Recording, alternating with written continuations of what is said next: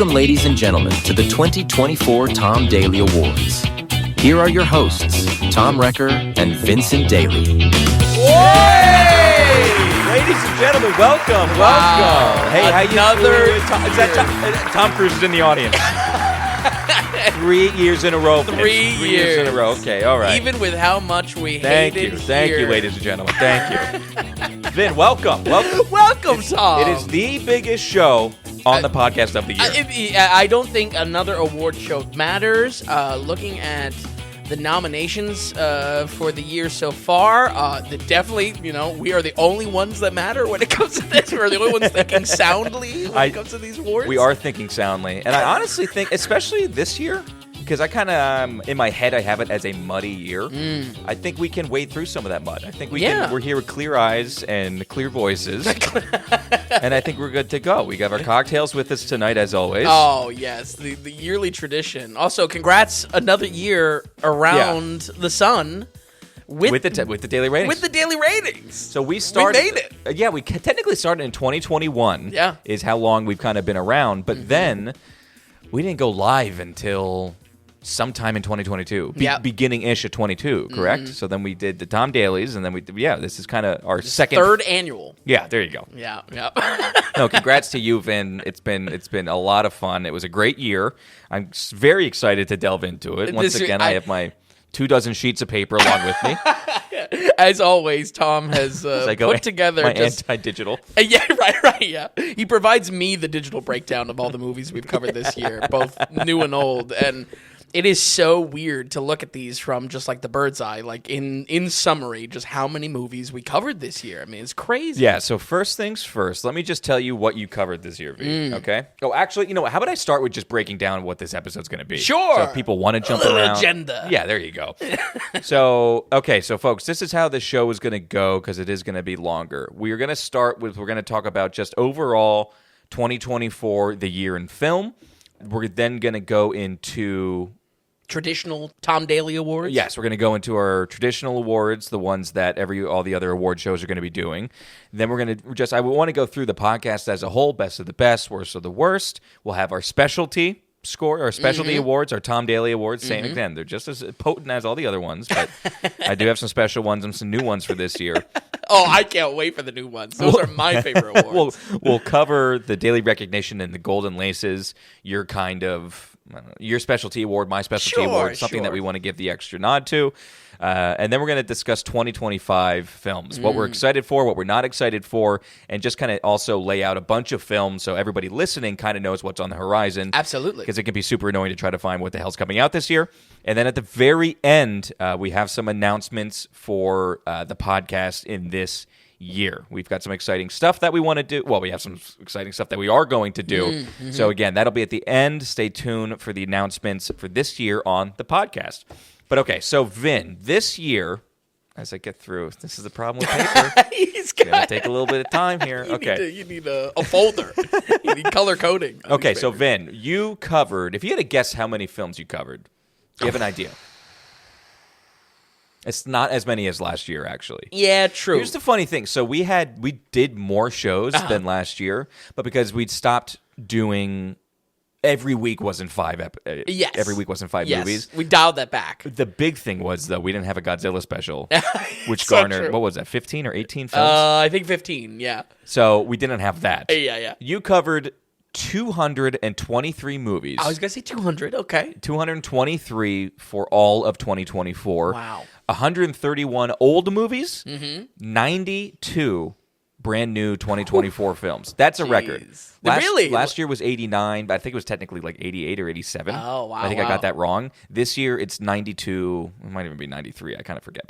92 or 93 films. That is unreal. You covered. So that is unreal. That's really good because technically, as far as films that are considered to be a part of award shows everybody looks at the Academy Awards. The Academy technically accepted 320-ish films, 315. It's pretty normal. Yep. 315-ish films that are like eligible for awards just to be eligible. Sure. So much of that is throwaway that the fact that you did 92. This is pretty good. I can't think of any. I'll take it. There's only a handful of things I think we missed. Yeah, as far as like awards season, Not there's awards. Really... Oh, no, I wasn't thinking awards. Oh, okay. I was just thinking about relative movies talked about kind of within the past 12 months. True. Well, definitely Sony Marvel movies. Sony Marvel. We didn't watch. I mean, even to the point that it probably hurt our algorithm. Like we could have just shit on Madam Web earlier in the year. I was going to say Madam Web. Those are easy ones. Unfrosted. Oh, true. I probably watched Unfrosted 11 times. No, get out of it here. was my fall asleep to movie. Did I tell you did I talk about this on the podcast? I tried to do that with Smokey and the Bandit. I made that. It was on Netflix for a little while. Yeah. And I swear to God, it was just 2 weeks straight. I watched Smokey the Bandit, and I literally don't think I got 4 minutes into the movie. Comprehend anything about it. I was out immediately. We didn't watch Unfrosted. We didn't watch Red 1. Oh, yeah, Red 1 apparently Not that we has had a run, Apparently some people love it, but... Nobody loves it. Just because you watch it doesn't mean you love it. Yeah, Are you saying true. that? Have you talked to people? There's some people. But, I have no regrets on what we didn't cover. I mean, if anything... I did like episodes that we did, the 8 and 8, 4 new movies and then 4 new streaming movies. We did that in the beginning of the year. In the beginning of the year. Yeah, we covered a lot that. Yeah. And that was good just because I liked not having to really give a full review for all of these that I knew were just going to be throwaways. So maybe that's something we can bring to 2025. Well, I mean, ideally, honestly, what I would personally love is we had everything watched by the very end of December. So starting January, we can either start with just pure 2025 film, Sure. or we can do some specials. Yeah. We had like 2 specials last year, and the reason why is we were kind of on it every week. Yeah, there was a huge pipeline. And more than we turned away from movies. Like even we worked it out with vacations. I mean, I was sick one week. We just were a day late with it, but like we still covered a brand new show. We just didn't take gaps at all. Yep. So there wasn't even that much time to do specials because we wanted to keep it to one show a week. But so it was, I don't know, it was a very fun year. And it was good to see the audience get kind of more diverse, even throughout the state, throughout the world. Yep. Was really cool to see. So we appreciate everybody out there for kind of just joining along with us in the year of 2024. Absolutely. I think our social media channels have really taken off. YouTube has really taken off as well. To an extent. Yeah, well, right. Yeah, I guess taking off. We're not Mr. Beast numbers or anything, We're not even an close. Amazon deal or something. I'm not sure if YouTube recognizes us as a thing yet. Yeah, honestly. not a financial partner, certainly. Okay, but... Also, 2024, great year for horror once again. Okay, so that's what I want to get into. Yeah, okay. 92 new movies covered, 131 old movies for a total of 223. And then, so we had 18 horror films in 2024. You covered 37 horror films in general on the podcast. We had 11 animated 2024 films. Okay. 22 total. Wow. Of all 2024. Okay. We had 8 music or musicals for 2024. Not to my delight, certainly. And we had 21 total. Yeah. For all of the entire year. Wow. And 2 documentaries. Yeah. So, actually, that's one thing. As far as, things not, promises not kept, 2024 was not the year I finally really tackled documentaries on the podcast. So, I think I don't know. I am really kind of dropping that. I'll cover a documentary when it, I guess, matters, but... I found that process difficult to really, I think fit into how I recommend a movie or how I talk about a movie even. I think we're going to get to a point where maybe we grow an audience more as we do grow. We may want to do, who knows, more shows than just one a week. Yeah. And that could really give us runway. Or we could do a documentary special. Sure. Get into that stuff, or just throw documentaries in there here or there. They're on their own island. Yeah. But you covered a lot of musical stuff and some good anime stuff. Yeah. I would say you actually had a good mix of mainstream animated films and small time, not well known animated, kind of also anime. You just had a very good mix. Yeah. And adult stuff / kid stuff. Sure. So, I don't know. That was enjoyable. I think that's a change that I would like to see as far as, if there's an animated project coming out, that's our excuse for covering more of that type of stuff. Because it's one of those things where it's I think probably a great example are in our 2 catch-up episodes where I kind of wanted to get to Wild Robot. I kind of didn't want to get to Wild Robot. And mostly I stayed away from it just because it would feel so awkward putting into either of those weeks as far as the subject matter, to switch gears mid-episode to a kid's movie where, I don't know, you got Baby Girl and the Brutalist. I mean, take your pick which one is farther from the Wild Robot. I don't know, honestly. but yeah, I like at least grouping that together. Certainly for anime, which is a list that is never stops growing on my end. Yeah, so. for sure. It was also a year of just like constant news of like, is the theater dying?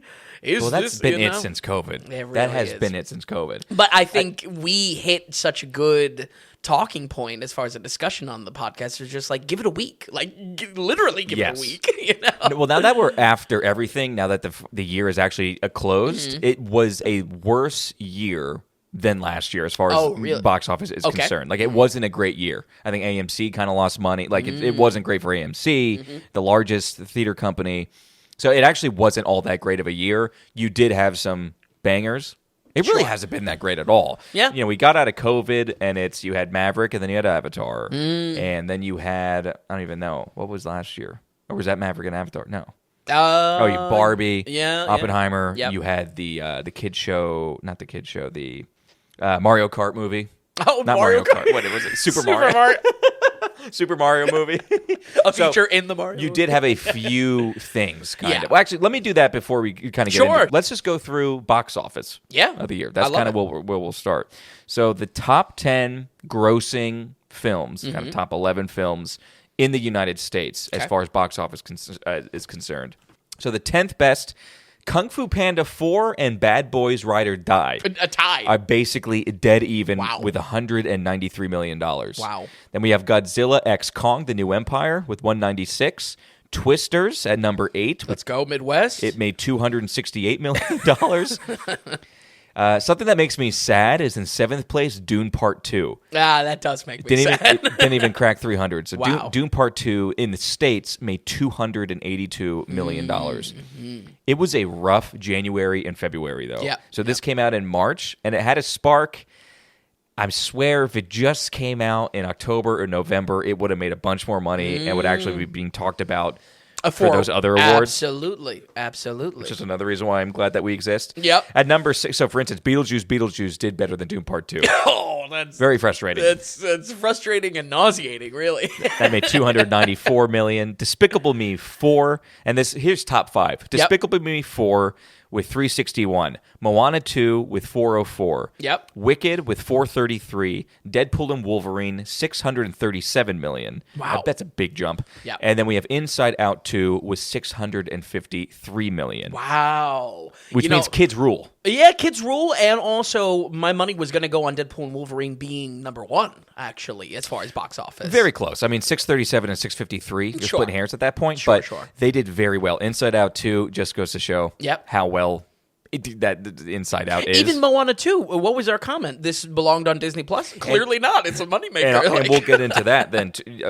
We have more on that as well. But yes, clearly a moneymaker. Yeah. And it was supposed to be a digital release only. Unreal. So, I don't know. I'm not surprised by any of this. Kids' movies did better than last year. Mm-hmm. And it's no surprise that you had returning properties this year. Despicable Me 4 still killed it. Moana 2 killed it. And Inside Out killed it. So let's go into top 10 grossing worldwide. Okay, so this is international and domestic. Okay. Top 10, or number 10, Venom: The Last Dance. Stop! Oh my God! 470 million internationally. I can't tell which you, I don't think paid for itself still. No, I don't think so. And especially, the old rule of thumb of double or close to double for marketing budget on top of that as well. Right, exactly. I can't tell you how happy I am to not cover those movies. I mean, I like Venom a lot as a comic book character, and those movies are absolute dog shit. Tough. It's tough.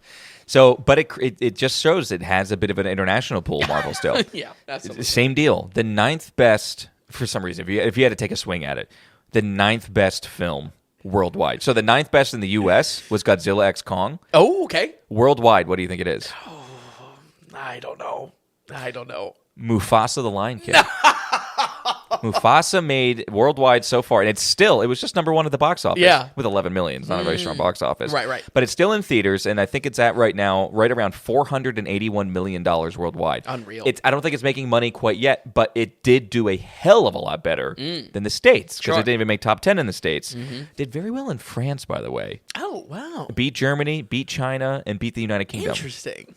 I don't know. I don't know what it is. And we got some French colonies, and I don't know. Jumping up 2 spots, the 7th best grossing in the world was Godzilla X Kong with 571 million. China, remember they're going for that China market. Yes, that safe green blood, everything. Yeah, that was China ready out of the box. Honestly, The Oppo Chinese phone manufacturer. Oh yes, you're remember? so right. Yeah. What are they called? The advertise. What are they called? Yeah, your product placement. Product placement. Thank you. Yeah. So Wicked, which was 3rd best in the country, was only 6th best worldwide. Really? Wizard of Oz, super huge in the U.S. Not really across the world. Sure. Made 682 million. Dune Part 2 made it in the top 5 worldwide. Okay. Thank God. Thank God. $714 million. If that came out in October, that would be a $1 billion movie. I think so. I think you are right on the money with that observation, and also as that spills over to awards nomination. It's just you also look at the awards specifically for Best Actress. The nominations going around, and they are so like within the last 2 quarters. It's like, did you watch movies at all from earlier in the year? Like, Yes. it's ridiculous. Yeah.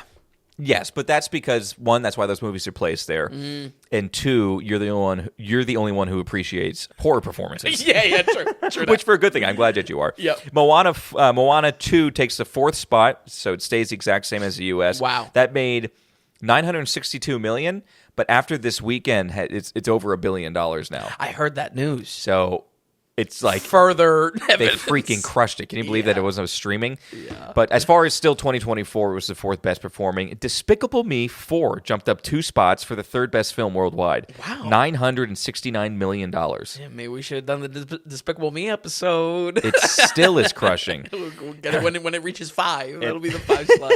The top 2 are the exact same. Deadpool and Wolverine has made $1.3 billion. Wow. Inside Out 2, $1.7 billion.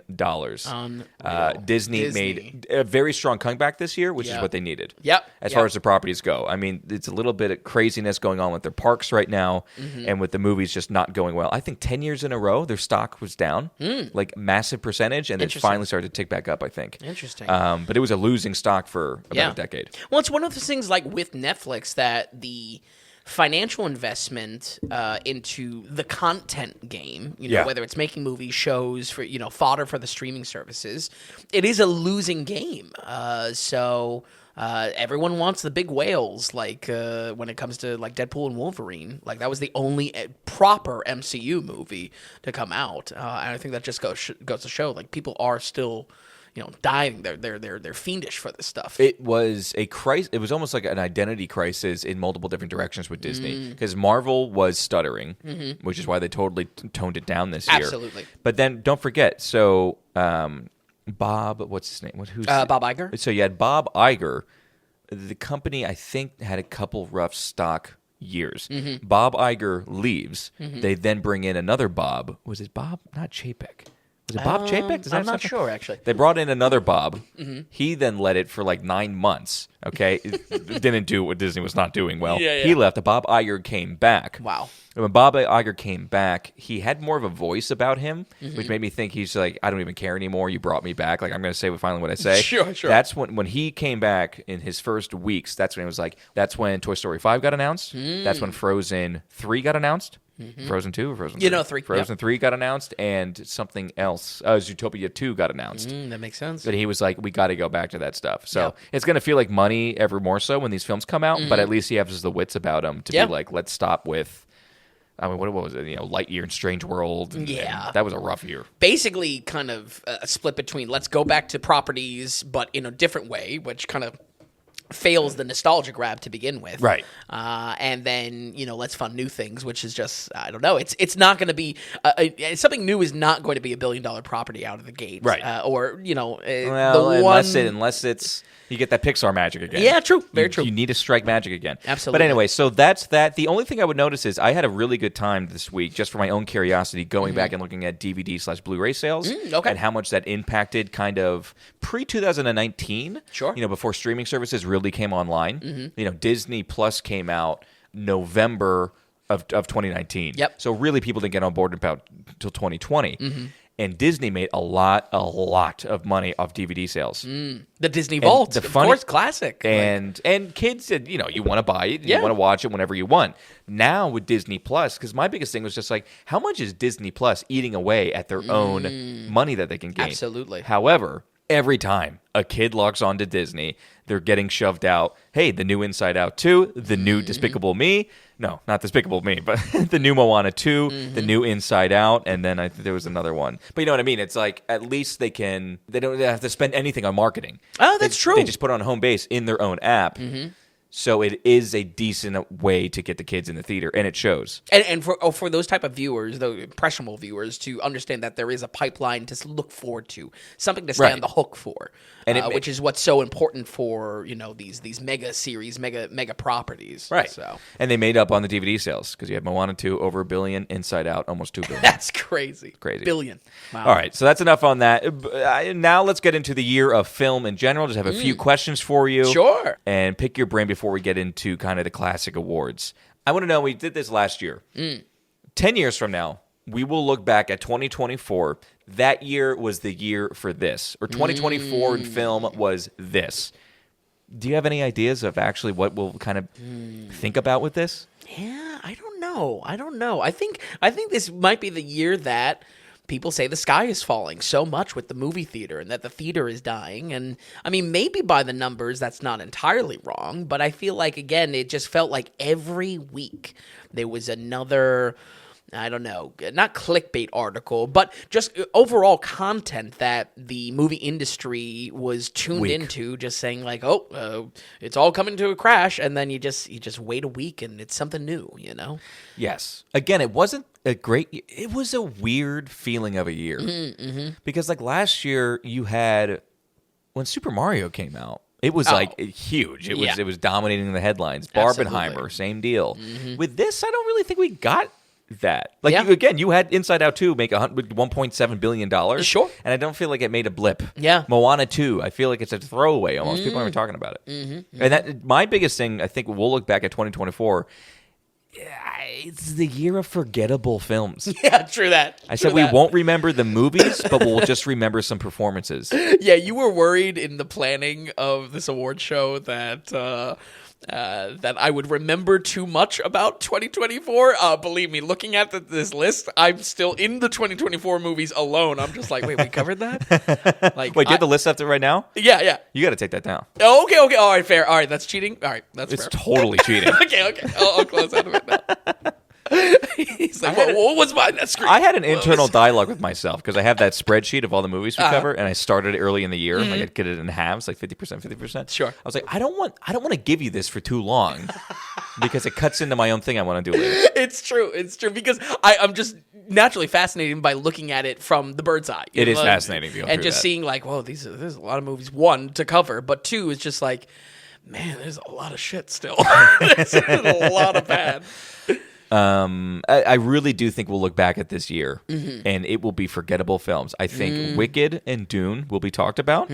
Everything else will be thinking about a person doing a performance. Yes. Yeah. I don't even know if we'll talk about The Brutalist, but we'll remember Adrian Brody. Yeah. Absolutely. You know what I mean? Yeah. Yeah. Were there any practices or did you see like common things happening with this year in movies that you were picking up on?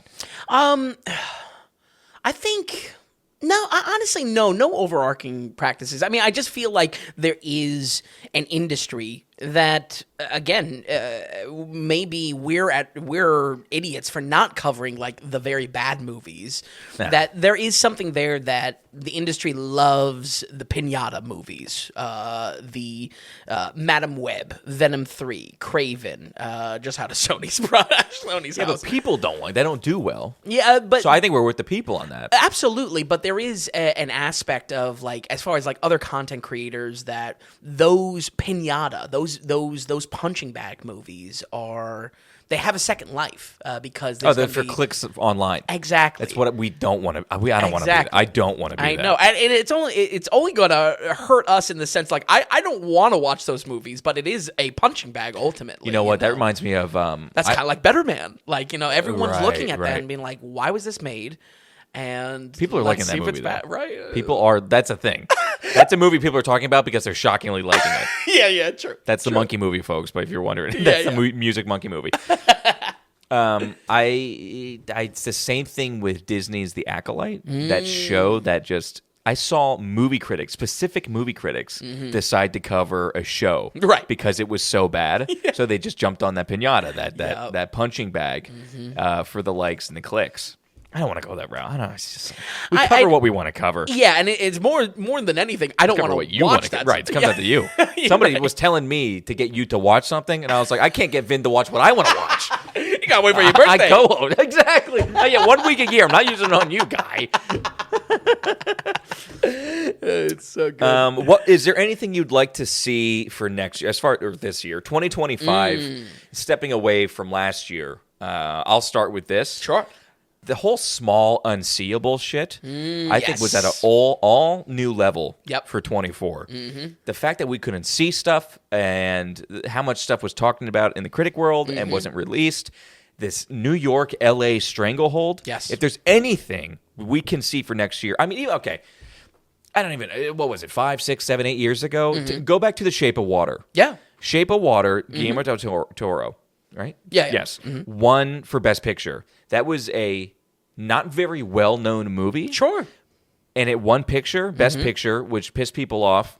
But the thing was, it was a movie that a large audience could go see. Absolutely. When it came out, and it came out at an all right time. Right. This year... It was almost like a Tim Burton style Right. romance to it. Yeah. This year, more than ever, you have movies that people haven't heard about, are super small time, Yep. and then they don't even get released for people to go see when they're actually even talked about. Yep. And I know it's been happening. I know that's how the industry has been going a bit, especially with the Academy and all this crap. Yep. But I think 2024 more than ever, It's reached was a peak. horrible for that. If anything, so if I want to see things change for next year, maybe release cities should change. Okay. Or add more. Again, The Brutalist should have opened up in Philly. Ah, yes. Or, I mean, by the way- joke is Doylestown, but it should have been in Doylestown.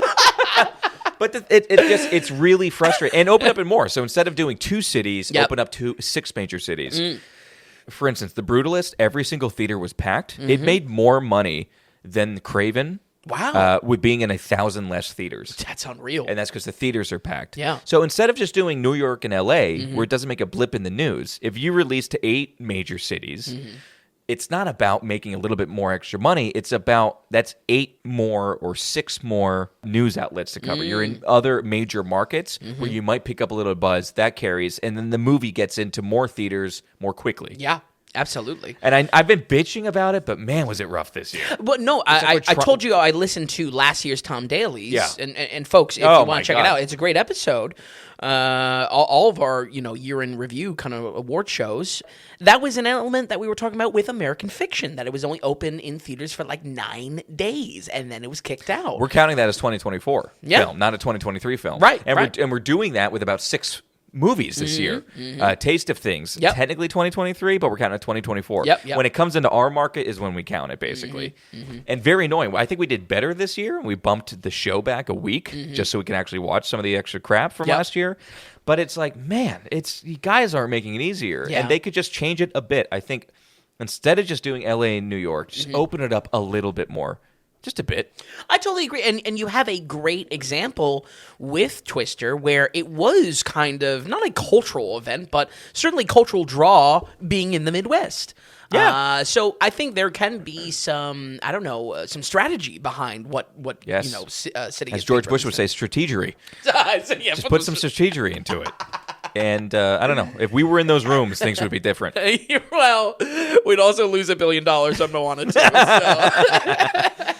Are you kidding me? If I was in charge by now, Toy Story 7 would be coming out. Okay. Oh man, No.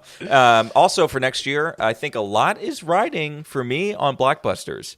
There's more I'm excited about for next year, but it's finally we have a blockbuster year. Absolutely. One that we haven't really had since 2019, pre-COVID. And the reason, that sounds terrible. Blockbusters since 2008 has sucked. 2009 have been awful. Sure. However, after Dune Part 2, I have a lot of hope in me. Yeah. Dune Part 2 was a blockbuster of blockbusters, and it had that Lord of the Rings Return of the King-ish feel to it. Absolutely. Still Some not as good, finality but- to it. Yes. Absolutely. Well, and it was well done, Yeah. Like, it was actually a good movie. Yeah, absolutely. Okay, but anyway, that's what I want to see for next year. Anything else for you? Just No. like you're praying at night, hoping that something happens. I'm praying at night. Anything you can think of? For the Lord to end me from watching these bad movies. I want the end of bad movies. That's what I want. And maybe some better, I think you would agree with this, some better digital releases maybe? Maybe Yeah. Netflix step up your game. Amazon stop with the shit comedies. Absolutely. And maybe step up your game. Absolutely. I mean, it's hard to say because I think this year, more than previous years, I've avoided some streaming releases more, where I've tried to make more of a concerted effort in years past, but I really also think that was because of the selection. So I think our streaming releases could be Bumped up a bit. a little bit more of a heavy hitter. But maybe this was the rest year. It's the rest, and then We're going to they're explode. ready for the punch. Yeah, Okay, Vin, are we going to get into the awards now? I You think wanna we are jump into the cracking awards? into the big rewards. Okay. Yeah, these are our normal awards. We'll go through these, and then we're actually going to go through the specialty the specialty ones. Okay, all right. So It's time. Buckle in. We're The gonna- Academy, get your bibs out, because this is you're gonna feast on some real picks, some real award picks. this is what matters. Screw everybody else. Okay. Yeah. We're going to go in the order that we have set, correct? I think so. I Yep. figured I would bring some order to the order because last year you had your own thing, I had my own thing going on. Yeah. And we were like, what are we doing here? So we're going to start, for whatever reason, we're going to start with best horror film. Yeah. The only genre category we have remaining. Yeah. I have suggestions here what I think you might pick, maybe some stuff that maybe you would forget about. Okay. Again, my job is the guy in the car as you're talking. What questions do I have or what do I remember? I'm the guy in the car. You're the guy in the car talking to you through my radio. Right. That I can get in the corners of your brain and maybe if you forgot about something, shout at you. Some of these are kind of obvious though. Sure, because sure. we're a score-based. Yeah, it is by the We're numbers. yes. Absolutely. I mean, if anything, I do the pre-work all year for this. So this one's kind of obvious. I'll kind of let you ride with it. Okay. If you have some nominations for Best Horror Film and then your winner for Horror Film 2024. Well, I definitely think this year was extremely strong for horror. By the numbers, it really should be Strange Darling. That is my nomination. That's my kind of honorable mention. You know, one of the strongest of the year's period. And the rare recommendation that I would say go into that movie, Strange Darling, even if this is the first time you're hearing about Yeah. it, not even our original episode on it, Very small film. go into it without spoilers. It is 100% worth it. You gave it an 83%, Mm-hmm. but you're giving it a nomination. And something tells me because it's not straight, it's more of a thriller, correct? Yeah, absolutely. I think I have it as thriller/horror, maybe drama and Mm-hmm. two in there, but it's not horror. Yeah, it's also like a psychological action movie. There you go. Yeah, you know, yeah. There's something to it that action is a big part of what is communicated from the film, Right. and has good action as well.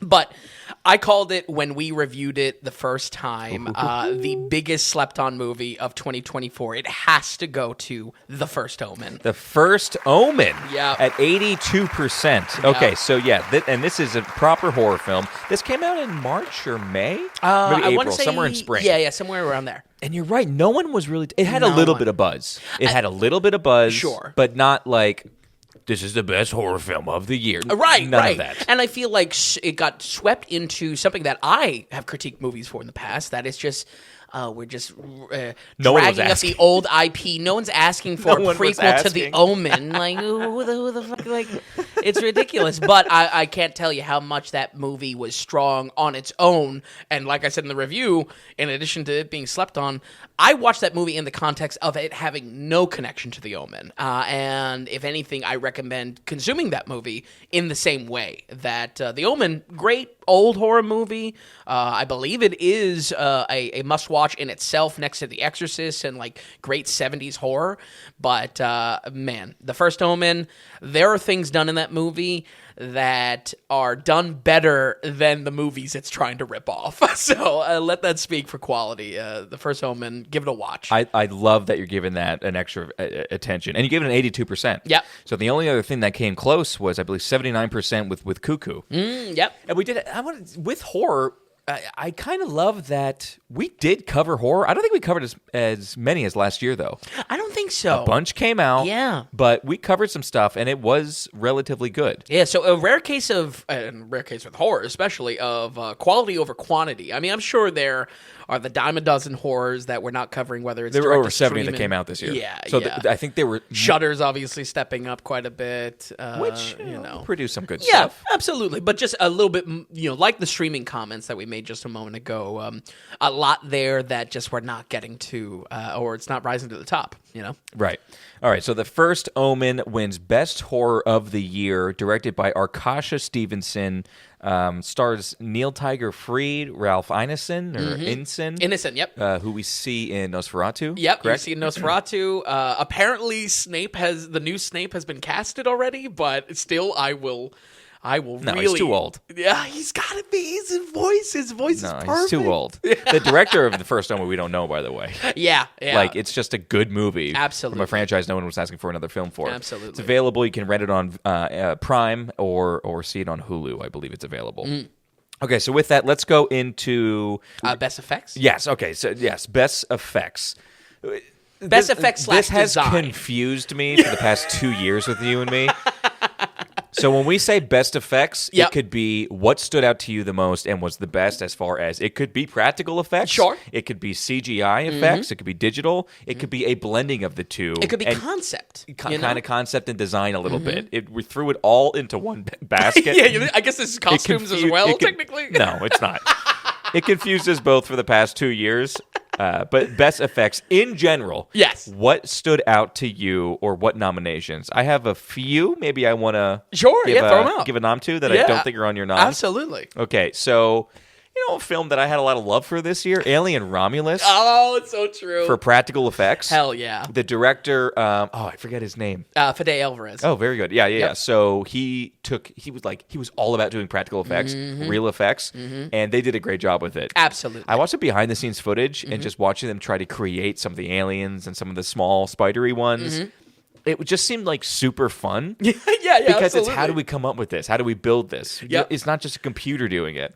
So I do have Alien Romulus for effects. I have Mononoke the movie. Oh, Because how yeah. crazy it was. Kaleidoscope come to life. Absolutely. That was an anime we covered. You didn't love it as a film, but you did make multiple comments of how crazy Dropped the it. visuals were. Absolutely. Gorgeous.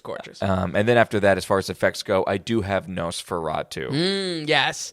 Nosferatu was my first nomination just because Egger's commitment to authenticity is just huge. We talked about it plenty in, the episode itself. Going right into kind of sticking on the horror vibe and where this kind of best effects, best design certainly dips into practical effects. I'm going to say The Substance was another one I was ready to kind of give this to because it just had shockingly good practical effects that would trick you into thinking that this was a real Cronenberg film. So if we had, seriously. And that's what I would say if we had, maybe next year we'll include costume and makeup. I put substance in costume and makeup. Sure, absolutely. You know what I mean? Yeah, because there is something a little bit even further than just practical effects to it. Absolutely. Yeah. But there's only one movie that caused me to really fully nerd out, and that was Dune Part 2, baby. I had that as my other nom. I wanted to be quiet on it, though. Yeah, the ship design, the Bene Gesserit culture, and like the tattoos, and really, if I'm point to anything of where design and concept and effects all cross for this one award is what I'll kind of call the real science storytelling behind the Harkonnen planet. The shots on that planet, the fact that they incorporate real color spectrum distortion that would happen from the sun, that would happen to shape this planet's culture, this galactic civilization's culture. Man, just like such a match of design, concept, and just wonderful execution. So the reason why I had it on nomination, one, because I think it should be on there. I kind of had figured you had it on there, but it's number one for me as well. It's the blending of practical versus digital. Yeah. They did an incredible job where they really almost took it back to a Lord of the Rings type era. Sure. Where not everything was just born off of a computer. You had a lot of practical, real life objects or set pieces, and then you had your CGI. It could be a spacecraft or mostly CGI spacecraft or crazy thing happening, and you would blur it around the edges. So what was fake and what was real blended in together, and then your eyes tell you everything's real. Yeah. So it was the blending of that and the care and consideration it all kind of had. Even when Timmy's on the big worm, it does look kind of fake, and yet it is real because he's actually touching something. Yeah. He's not touching a green box Yep. that they then digitally do something to. Absolutely. And it adds something huge to it. I mean, Mm-hmm. all right, so best effects for 2024, Dune Part 2, total agreement. Absolutely. Total agreement. Absolutely. Yeah. Okay, so let's go into best editing. Mm-hmm. And this is the trickiest one. Our next ones are editing, cinematography, music, and screenplay. Yep. I think a lot of people that maybe just throw in a movie here or there aren't so much focused on these things. Sure. I think if you have, a lot of people who listen to the podcast along with us take more of a notice to these. But what I also think, and we might have talked about it before in the podcast, is when these things are bad is when you tend to notice. So if something is weird with editing, or you have a very shit editor on your film, something will seem off that will make you take you out of it and Sure. make you say, like, what's going on here? In that sense, it's almost like CGI and VFX, that the best job it can do is be unnoticed. Be invisible. Is to blend into the experience. And that's why I think when editing comes up, it's important to highlight and for us to make it an award. Yeah. Because it might not be something that's in the back of your mind, and that's what's important. Movies that are doing actually a lot and tend to not give themselves up is super impressive. Yeah. Because there's actually a lot going on. Absolutely. I only have 3 nominations for this. Okay. I don't even know if I want to give them out. I kind of want to just see what you... Yeah. Well, editing is always difficult to, remember how it felt in the moment, because it's so much in like visual language and visual storytelling. But sometimes that's also what makes an experience stand out in trying to look back to really like what actually made an impact when it comes to editing. Right. I only have 2. The only nomination I say would definitely be our first dark horse of the race. Really just came from reflecting on Problemista. Of how creative it was. Folks, do you remember that film? Yeah, exactly. Who? But who? More like Houdini? yeah, for real. Problemista definitely got regardless of Tilda Swinton, that really got him. Sorry if you have to excuse me. A couple drinks in, folks. I'm making myself laugh. Okay? Honestly, though, when it comes to Problemista, the how its comedy was formed was in edits, almost sketch-like edits. I feel like that was something that stood out for me as far as editing goes. I think 2 not full nominations, but slight nominations are in that horror department as well. I think both Longlegs and Cuckoo had a strong visual style to them, and it was found specifically in their edit, especially when that comes and kind of crosses with music. But one episode this year stood out for me looking back, because how much I really love of all of Alex Garland's films and how they're edited, and that certainly applies to this year's winner for best editing. We're going to give it to Civil War. Civil War. Okay, so for best editing, surprises me a little bit. I had it on my nominations though. So first of all, I watched Civil War, by the way. Oh, okay. Maybe this is a good time to say what I watched. Sure. Just because some movies I see right away. This is catch up. Right, catch up. Because, a lot of times on the podcast, it's just like, I'm going to watch this. Oh, now that you rated it, I was interested. Now I really want to watch it. I'm not just saying that to say it. Like, on the show, I actually, It's on the list. Yeah. So I went back. I watched Love Lies Bleeding. I watched The Taste of Things. Oh, great. Challengers. Okay. The Substance. Wow. Okay. I can't wait to... we got to unpack this. Did you not know I watched that? No.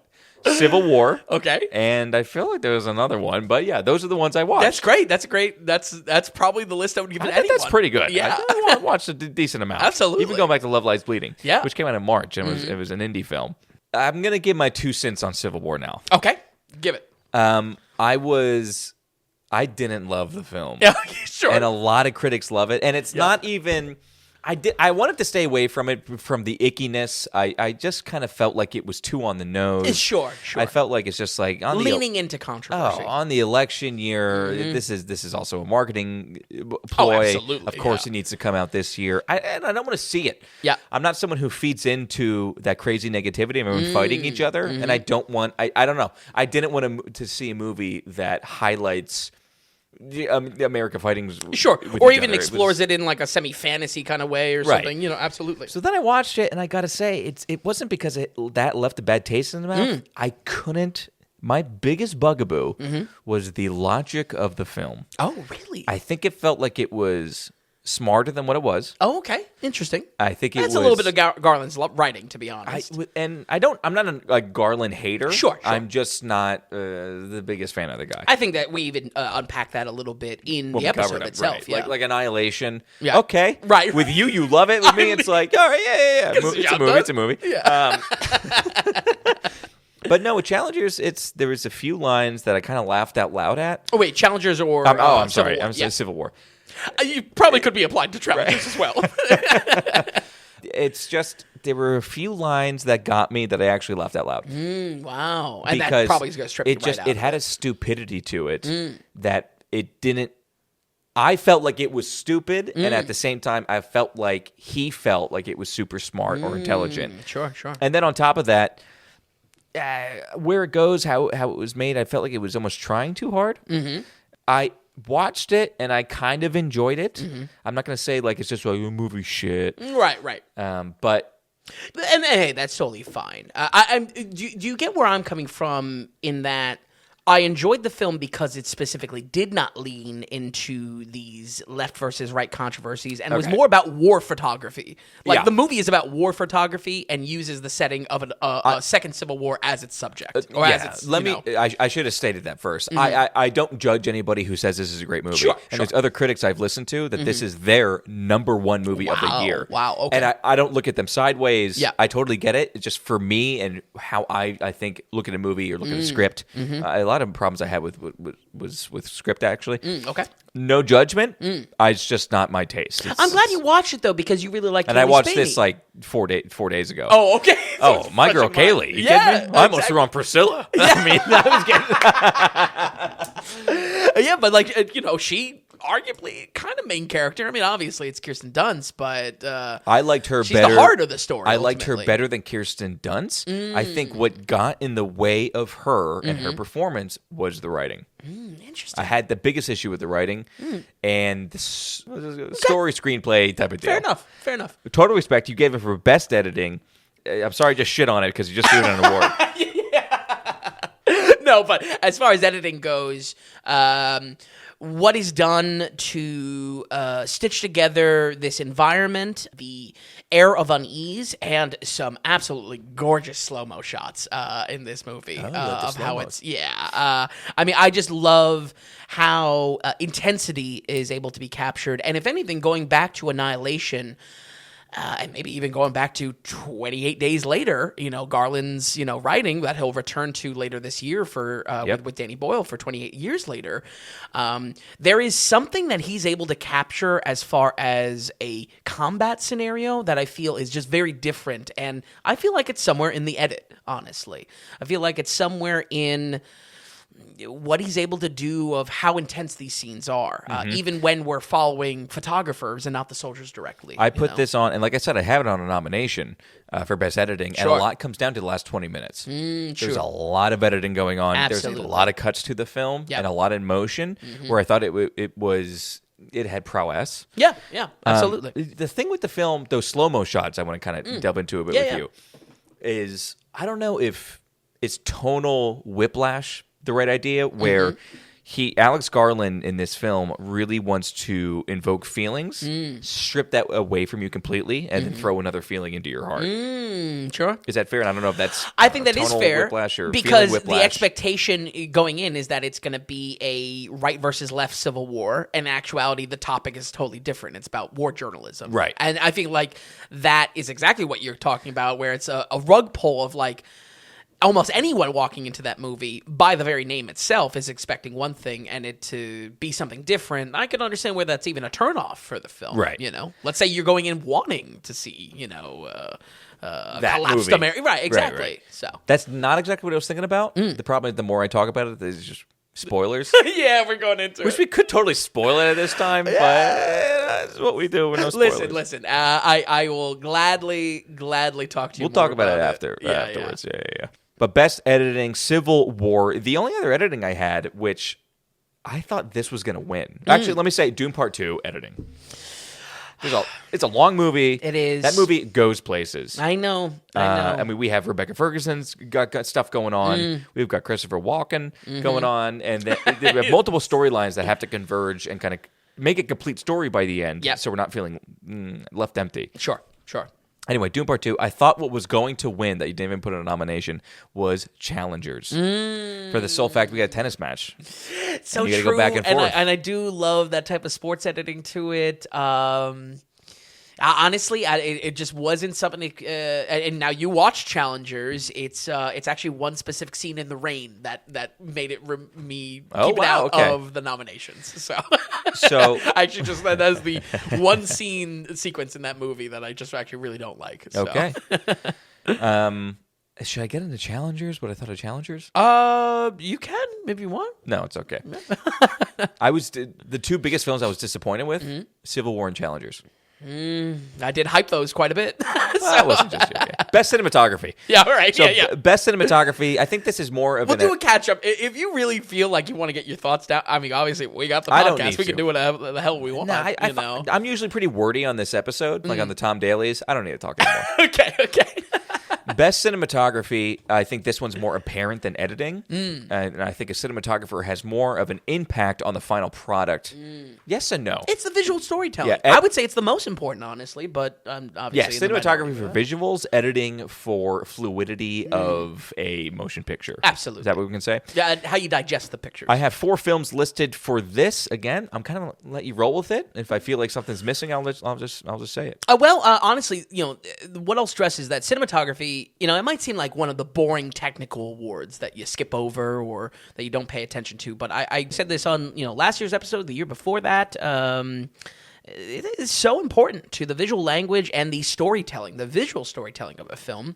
Previous categories winner, Civil War, I think is a great example of that, having visual storytelling that is informed by the roles our characters play, both by their profession and kind of their interest in the world that's being unpacked. On the note of visual storytelling directly, though, my huge praise for Dune 2's design of that Harkonnen planet is only one half of pulling off the technical angle needed to actually pull off the shots. These black and white, or what was it exactly in Dune 2? It was a specific type of color shot, and then they stripped color from it. There was something. Ooh. Yeah, I forget we talked about it. We did talk about it for the episode, and I had that, and I kind of forgot it. It wasn't infrared, but it was a very specific type of way they had to shoot a scene. Yep. And once when you do it, you can't go back. You can't reverse engineer it, or you can't do digital effects on top of it. So they literally messed with the color spectrum exactly to get with it. Yeah, so that's so great. But it's often infrared. Almost not infrared. It might be. It definitely wasn't infrared. Okay. Yeah, true. But regardless, oftentimes cinematography comes down to how the shots stick with you. And there was really actually only one film that stuck with me just from the visual language and the vibes of the film. It's got to go to Rose Glass's Love Lies Bleeding. Whoa! Yep. Whoa! I think that movie drips in style, Not quite even literally. on my nomination. Yeah. What was your name again? Rose Glass. Rose Glass? Okay. What was her name? Okay. Coming 2 movies. Love Lies Bleeding. Who was the cinematographer, though? That I don't know. Rose that's Glass who the award goes to. Yeah, true. All right, I got it. Anyway, why don't you talk about why you... He goes, all right. I'll pick up the slack here, man. Honestly, it's just... cinematography does kind of boil down to... just like how good something looks. How slick is this? The color of it. Yeah. People don't realize how color can affect a mood on you on a screen. And that's all the director of photography, the cinematographer. Yeah, absolutely. And I believe the guy, it's Ron something for cinematographer? Yeah. On Love Lies Bleeding? Ben Fordsman. Ben Fordsman, yeah. Worked with Rose Glass on Saint Maud, which we covered during Halloween.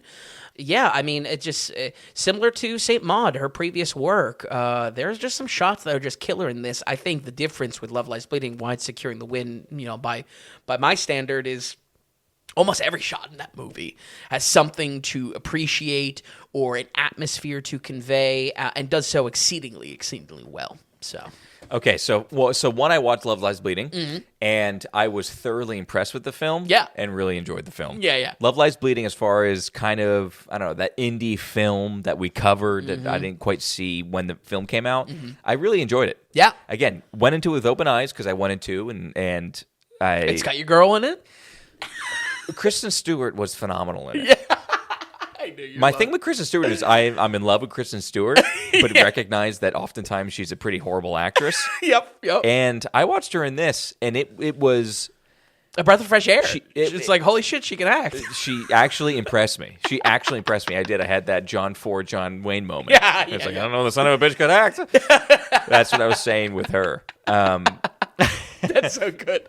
And what's most important with her too, there's a lot of, it's a sexy movie. And I said the other week, me and my Gen Z pals, we don't, the sex could be toned down in movies. I feel like it's only reaching a fever pitch. It is. And hopefully in 2025, it kind of cools down a little bit. But it's a lot of sex for the first third of the movie. And like, again, I love Kristen Stewart. And even I was saying, tone it down. Can we get Ed Harris in here? Can we get more Ed Harris? Can we get more of him? Yeah. Who plays an absolute creep. Oh, yeah. But, and just you want more Ed Harris because he's the coolest character. Like, a lot of respect for you for picking Ben Fordsman, though, for Best Cinematography for this. Yeah. Because the film totally has a style, a look, and it does a lot to, I don't know, it lifts the film up from being a... Just another A24 neon. Cheap-looking film. Oh, sure. It makes it from a cheap-looking film to a very good-looking film. Yeah, it's absolutely. something that deserves to be watched. And I think when it comes to, like I said, I like it because how slick and how much I just enjoy looking at the film. Wow. On top of that as well, though, I think there is substance to the visual storytelling of, like, this backwoods... early 80s gun crazy desert that's just like, no, this is a little dangerous. You might get thrown in a ditch somewhere. Yeah. So excellent. Okay, Ben Fordsman for Love Lies Bleeding.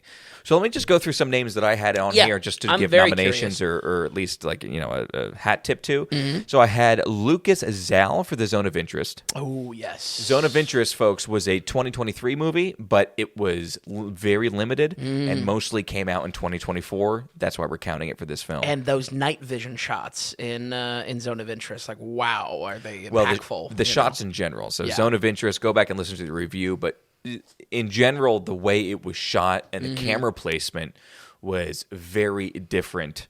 Yes. To a normal film. Oh, absolutely. It was more so like cameras that were just placed in the grass or somewhere in the house and not cameramen holding a camera. It was almost kind of a mix of play or stage performance and, kind of almost simulation to it. Right. Very, very interesting. I had Jaron Blashk for Nosferatu. Okay. Sure. He got a style down and a coloring down, and I just think that the cinematography in that film made an impact on the movie itself and lifted it up and made it better. Absolutely. I have Stephanie Fontaine. Okay. Or Stefan Fontaine for Conclave. Oh, yes.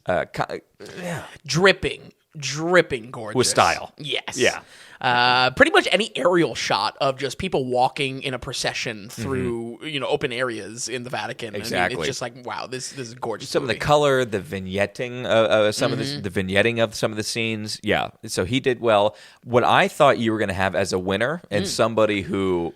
Well, I'm just going to say right now, Greg Fraser for Dune Part 2. Yeah. I thought the cinematography for Dune Part 2 was incredible. Yeah. Greg Fraser is my William Friedkin. Oh, really? Of you, yeah. Yeah? Is it William Friedkin? Is that No. You're thinking, oh, man, why am I forgetting his name? Friedkin is the Exorcist director. Is the director. Roger Deakins. So Greg Fraser is my Roger Deakins for you. Okay, I like that. So basically, where that style is everything. Like you recognize it, even if you don't know it's him. Right. It's not that they share the style. It's like, this movie looks phenomenal. Why does it look so good? It's making the movie better. Oh my god! And it happens to be always the same guy. I have that in Dune Part 2. This guy also did. Well, he did Dune Part 1. Okay. In Zero Dark 30, which, okay, whatever. He did Rogue One, a Star Wars story. Oh, good looking movie. Which is one of the best Star Wars movies. Yeah, absolutely. Okay? And he did The Batman. Wow. Oh, Shout out to my boy Matt D. And that's a good looking movie. Greg Fraser is no joke. I think he's one of the best cinematographers. I think he's the best cinematographer working today. I thought Doom Part 2 looked amazing. I honestly thought he was going to steal this award. But you gave it to Ben Fordsman for Love Lies Bleeding. Very good, Vin. Absolutely. Okay, so we're going on to Best Music, an obvious award, and this is it's a very subjective award. Sure. But Best Music doesn't just it means so much. It could be the best composed music for a film. It can also be a guy who just picked the right songs for a movie. Yeah. That's how our award kind of works. Absolutely. So, for instance, like Hans Zimmer for Dune Part 2. He's getting knocked out of nominations because it's the ruling on it is that it's too close to Dune 1. I mean, what is that? 20% of Dune Part 1's score is in Dune Part 2. There's themes, there's motif. I mean, like, did they pull that with Return of the King, back then? That's it. Well, because there's obviously like motifs that rise up in the music itself. Yeah. Well, that's the best part about Lord of the Rings, where don't get me started. Okay. Said the ego of the sweep that Return of the King. That's had. something different with Lord. Anyway, Hans Zimmer though, for Academy Awards, he's not even eligible to win an Oscar, and I think for us, he at least deserves a mention. I also actually only have 2 for this, so I do have Hans Zimmer. I want to give him a nod for Dune Part 2, but Best Music, what do you got? I thought you were going to give your other one. What I got, I think my thoughts were almost shaken up last week because when we reviewed A Different Man, the music wasn't really a huge area of praise for my review of that film, but I would say, you mentioned it. Yeah, I would say it's a very impactful soundtrack of that very odd mix of dark comedy in the film. As I described in the review last week, there's multiple knife turns to it that very easily I feel like the soundtrack could have just dipped too much into tragedy or too much into kind of a silly comedy. The balance act that it has was really impressive. So a shout out there. But truthfully, this was another one where I called it when I first reviewed the movie, and I have not stopped blasting it since. Best music goes to Challengers by the great Trent Reznor and Atticus Ross. Yes. I mean, this was a soundtrack that was not only one of the best EDM albums I've ever heard, was then remixed by a fellow EDM artist, Boys Noise. Then on top of that as well, in the composing of the soundtrack, you have specific tennis noises from on the court, the net, the ball, and has this just such this racing sports soundtrack. It was just so great. And you love this. Yeah, I think it also proofs a little bit in the pudding here. If you don't believe me on this one, there's a reason why Trent Reznor and Atticus Ross have so much work in the industry. Not only that, doing the music in the legacy of Daft Punk themselves for the new Tron. Yeah, for Tron Ares, Tron 3. I think that's a mark of like they are stepping up into something serious. I think Trent Reznor and Atticus Ross are doing something like 3 or 4 films next year. Yeah. The music for. Yeah. What I didn't realize, incredible. Not only, I always saw them as like the golden boys of Fincher, because they're always part of Fincher's films. Apparently, they're the golden boys of Guadagnino because they did the music for Challengers. They also did the music for Queer with Daniel Craig. Yes. Crazy. And Luca Guadagnino's new film coming out this year. They also are doing that as Yeah, well. So it's just like, all right. Luca Guadagnino can't just chill out. He needs Him the and greatest- Lorgos and Lanthimos are just they like... both are way too horny for their own good. They need to make these movies. But they are, absolutely. They're kind of So I think their team. Not only was that an early call, and like you said, music is very subjective. I feel like very easily someone could say Wicked will sweep this category, as far as music. Well, for some. Okay. No? Well, the reason why I say no is because that's off of the heels or off the back of one of the most famous Broadway plays of all time. This was just like, make me a music soundtrack for a tennis movie. Yeah. Yeah, You know what I mean? absolutely. It's two very different things. Yeah. But there's something there that I feel, very comfortable with it. In addition, that I wanted to give this to them, that they're getting so much work in the industry, and I love it. And we're here for it. Absolutely. Yeah, excellent. Okay, so best music: Trent Reznor and Atticus Ross for Challengers. Okay, so next we're moving on to best screenplay. And unlike the Oscars, we're not going to do adapted screenplay original. Adapted meaning it was used to be a play or a book or it could be anything, even if it was a remade movie. Sure. And original screenplay, from nothing the story was created. We combine all those two because it's just, what's the best story? What's the best screenplay here? Yeah. And I have 1, 2, 3, 4 on here. And this was fun to kind of come up with, who had the best writing in a movie, essentially. Especially with combining both of them, absolutely. Right, exactly. And I have, let me give 2 that might not be on your nominations, Sure. and 2 that I think might actually win. Okay. And then I'll let you handle that. I don't know why I had this on here. I had Jeremy Saulnier for Rebel Ridge. Oh. So Jeremy Saulnier, who did Green Room, Yep. who did Blue Ruin, and Hold the Dark. okay, yeah, Yep. kind of a darker thriller, borderline horror guy, kind of honestly, guy. yeah. But one, he likes to direct his own style. He likes to write a lot of his own stuff, and he's just well respected. He had a Netflix release come out called Rebel Ridge, and I kind of felt like Don Johnson is also in it. I forget the name of our main guy. who Aaron Pierre? Yes, that's yeah. And there's a lot of jargon. There's a lot of legal there is. jargon Yeah. that Don Johnson and Aaron Pierre kind of has to go through. Yep. And I think it's a very smart script. And because sometimes there's just not a lot going on screen, you're relying on the dialogue between two people. Oh, 100%. And the movie kills it. So I kind of wanted to give him a nomination. I know he's not going to win, but Jeremy Saulnier for Rebel Ridge. And then I have Peter Stronghand for Conclave. Oh, yes. Based on a book, but there's a lot of intelligent writing until it's very unintelligent. But, yeah. Yeah.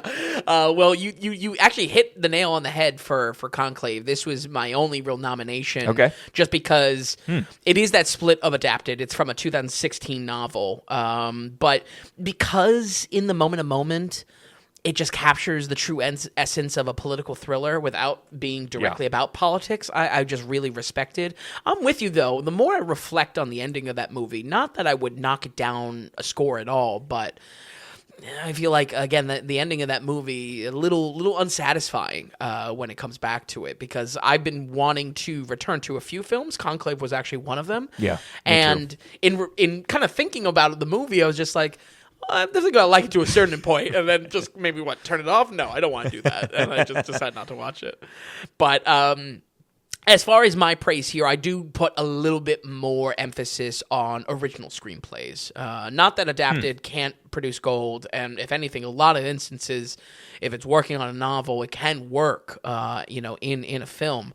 But as far as original, it has to be A Different Man. A story that, again, twists the knife on our understanding of disabilities and does so in a way that you really meet it on equal footing, and does so as well. Again, I said it probably a dozen times in the review last week of A Different Man. I wanted to stay away. I did not want to cover the movie for exactly the reasons why you think. The movie is about that feeling itself, and I can't tell you how brilliant that was.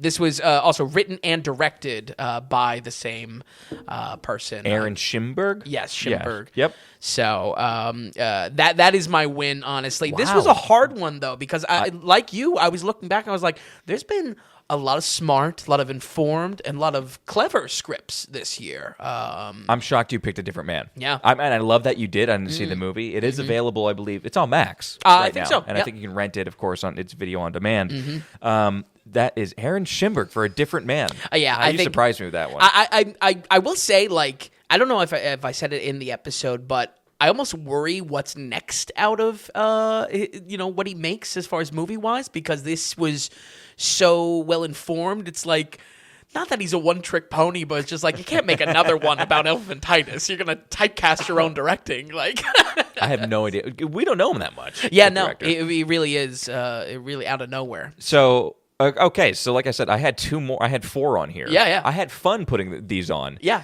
I thought there were 2 obvious ones. I'll start with the one. Okay, so one, The Brutalist. Oh, okay. Yep. I thought that that script was it was sharp. You know, and not that it was smart. It was a smart script, but it was very sharp, and it didn't. I think when we covered it last week, it didn't muck around or muck about. There's no, for as long as a movie it is. Every dialogue, every conversation from this person to that person is like super important. Yeah. It's it gets straight to the point, and it doesn't mess around a lot. And it's very poignant script. So I kind of thought that's why I thought you were going to have it for Best Screenplay. But the winner I thought you were going to make, and just a 4th nomination here, is Sean Baker for Anora. Very true. That movie is very much kind of 3 different movies. Sure. It's broken up so evenly into 3 separate sections. But I don't know, it has a wit to it, and the way he goes almost from this genre to that genre to this genre, it's good. Like it does carry you through a thing. I don't think you and I were both as hot as it as a lot of the critics are. Sure.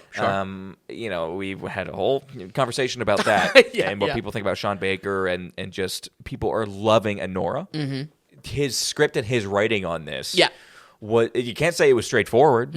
Sure. And I enjoyed it. I think there was a very enjoyable, kind of impressive script, and it was a longer movie, too, that he carried that for. So I think just how we were reflecting a moment ago of, like, how good effects or good technical elements like these are probably at their best when they blend in, where they're not, you know, the star of the show or as prominent. I think in just the same way, the realism to the scripts in Sean Baker's films, you may look at that and say, like, oh, well, they're just, like, acting like real people, but that's the brilliance of it. That it's the sleeper, you know, it kind of creeps in on you. So those are so I had Conclave, Rebel Ridge, and Anora, and The Brutalist. But I got, A Different Man came in. Thank God we watched that last week. I know. Like, I did not want to watch it, too. But really, really phenomenal. But Aaron Schoenberg. I love all those nominations, too. All of them great nominations, because all well-deserving. You know, like we talked about it a little bit last year, that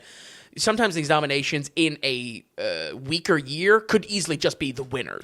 You know what I mean? So that's where these honorable mentions, they're a little bit more than just like, this was good, you know, but didn't make the cut. No, these are all worthy of the same level of praise. And I think one that's going to be talked about also is A Real Pain. And I know we like that. I just felt like that movie's going to be remembered more so for the performance. Of supporting actor. Absolutely. You know what I mean? Yeah.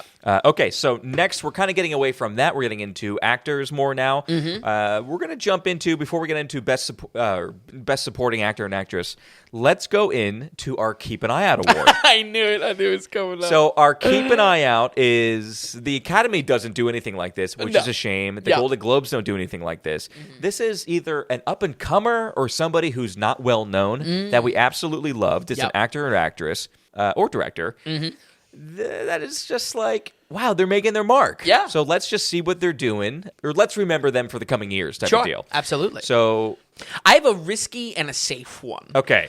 Well, how about this? Like, as far as like if money was truly on the line of like, is this person going to do anything? And I have 3 myself. Okay, wonderful. By the way, not as obvious as last year. We had a lot of newcomers on the scene. Yeah. Whether it be directors, actors, actresses. This year was a little bit harder to get, but they're there. Yeah. But before that, I think let's start a tradition, because we didn't have it on the first year. We only started Keep an Eye Out last year. Let's just take a second to look at last year's winner of Keep an Eye Out to see what they've done or where they're going. I think that's great. So last year, Dominic Sezza, an actor who was in the movie The Holdovers, won the Keep an Eye Out award. I don't think he had acted in a thing. Right. Like, first acting credit ever. Yep. In for The Holdovers, he was basically lead supporting actor, but like so much to it. Him and Paul Giamatti were so similar as far as who was lead, who was not. Absolutely. But Dominic Sezza won last year, so let's see what he's done or what he's going to do. He hasn't come out with anything since. Sure, he is very young. Everything is being made, though. Oh, okay. He has 3 projects post-production, meaning ready to go, and I think coming out this year, and he has 1 in pre-production. So Dominic Sezza is coming out with an Amazon Christmas film called Oh, What Fun! Okay. And it's about Claire who plans a Christmas who plans a special Christmas, but is forgotten by her family. When they realize she is missing, their holiday is at risk until she returns to give them the celebration they deserve. Oh, okay. Dominic Sessa is not starring. It is Felicity Jones who is starring. Dominic Sessa is 5th or 6th supporting actor, it looks like. Okay, all right. He's also coming out in a movie called Toe. It's the true story of Amanda Ogle, a homeless Seattle woman who fought her way out of a tow company hell to reclaim her life and car after receiving a tow bill for $21,634. Wow. Okay. Stars Rose Byrne. Dominic Sessa is the 4th or 5th supporting actor in it. Oh, interesting. He's also coming out in post-production, Now You See Me 3. No. A 3rd installment of the Now You See Me franchise, plot thanks. undisclosed. It's plot starring non-existent. But it's starring Jesse Eisenberg. Dominic Sessa seems to be the 9th or 10th supporting actor in the movie. Listen, he's getting his footing. The boys just he's getting Keep an eye out. You know what they say? Keep an eye out. Keep an eye.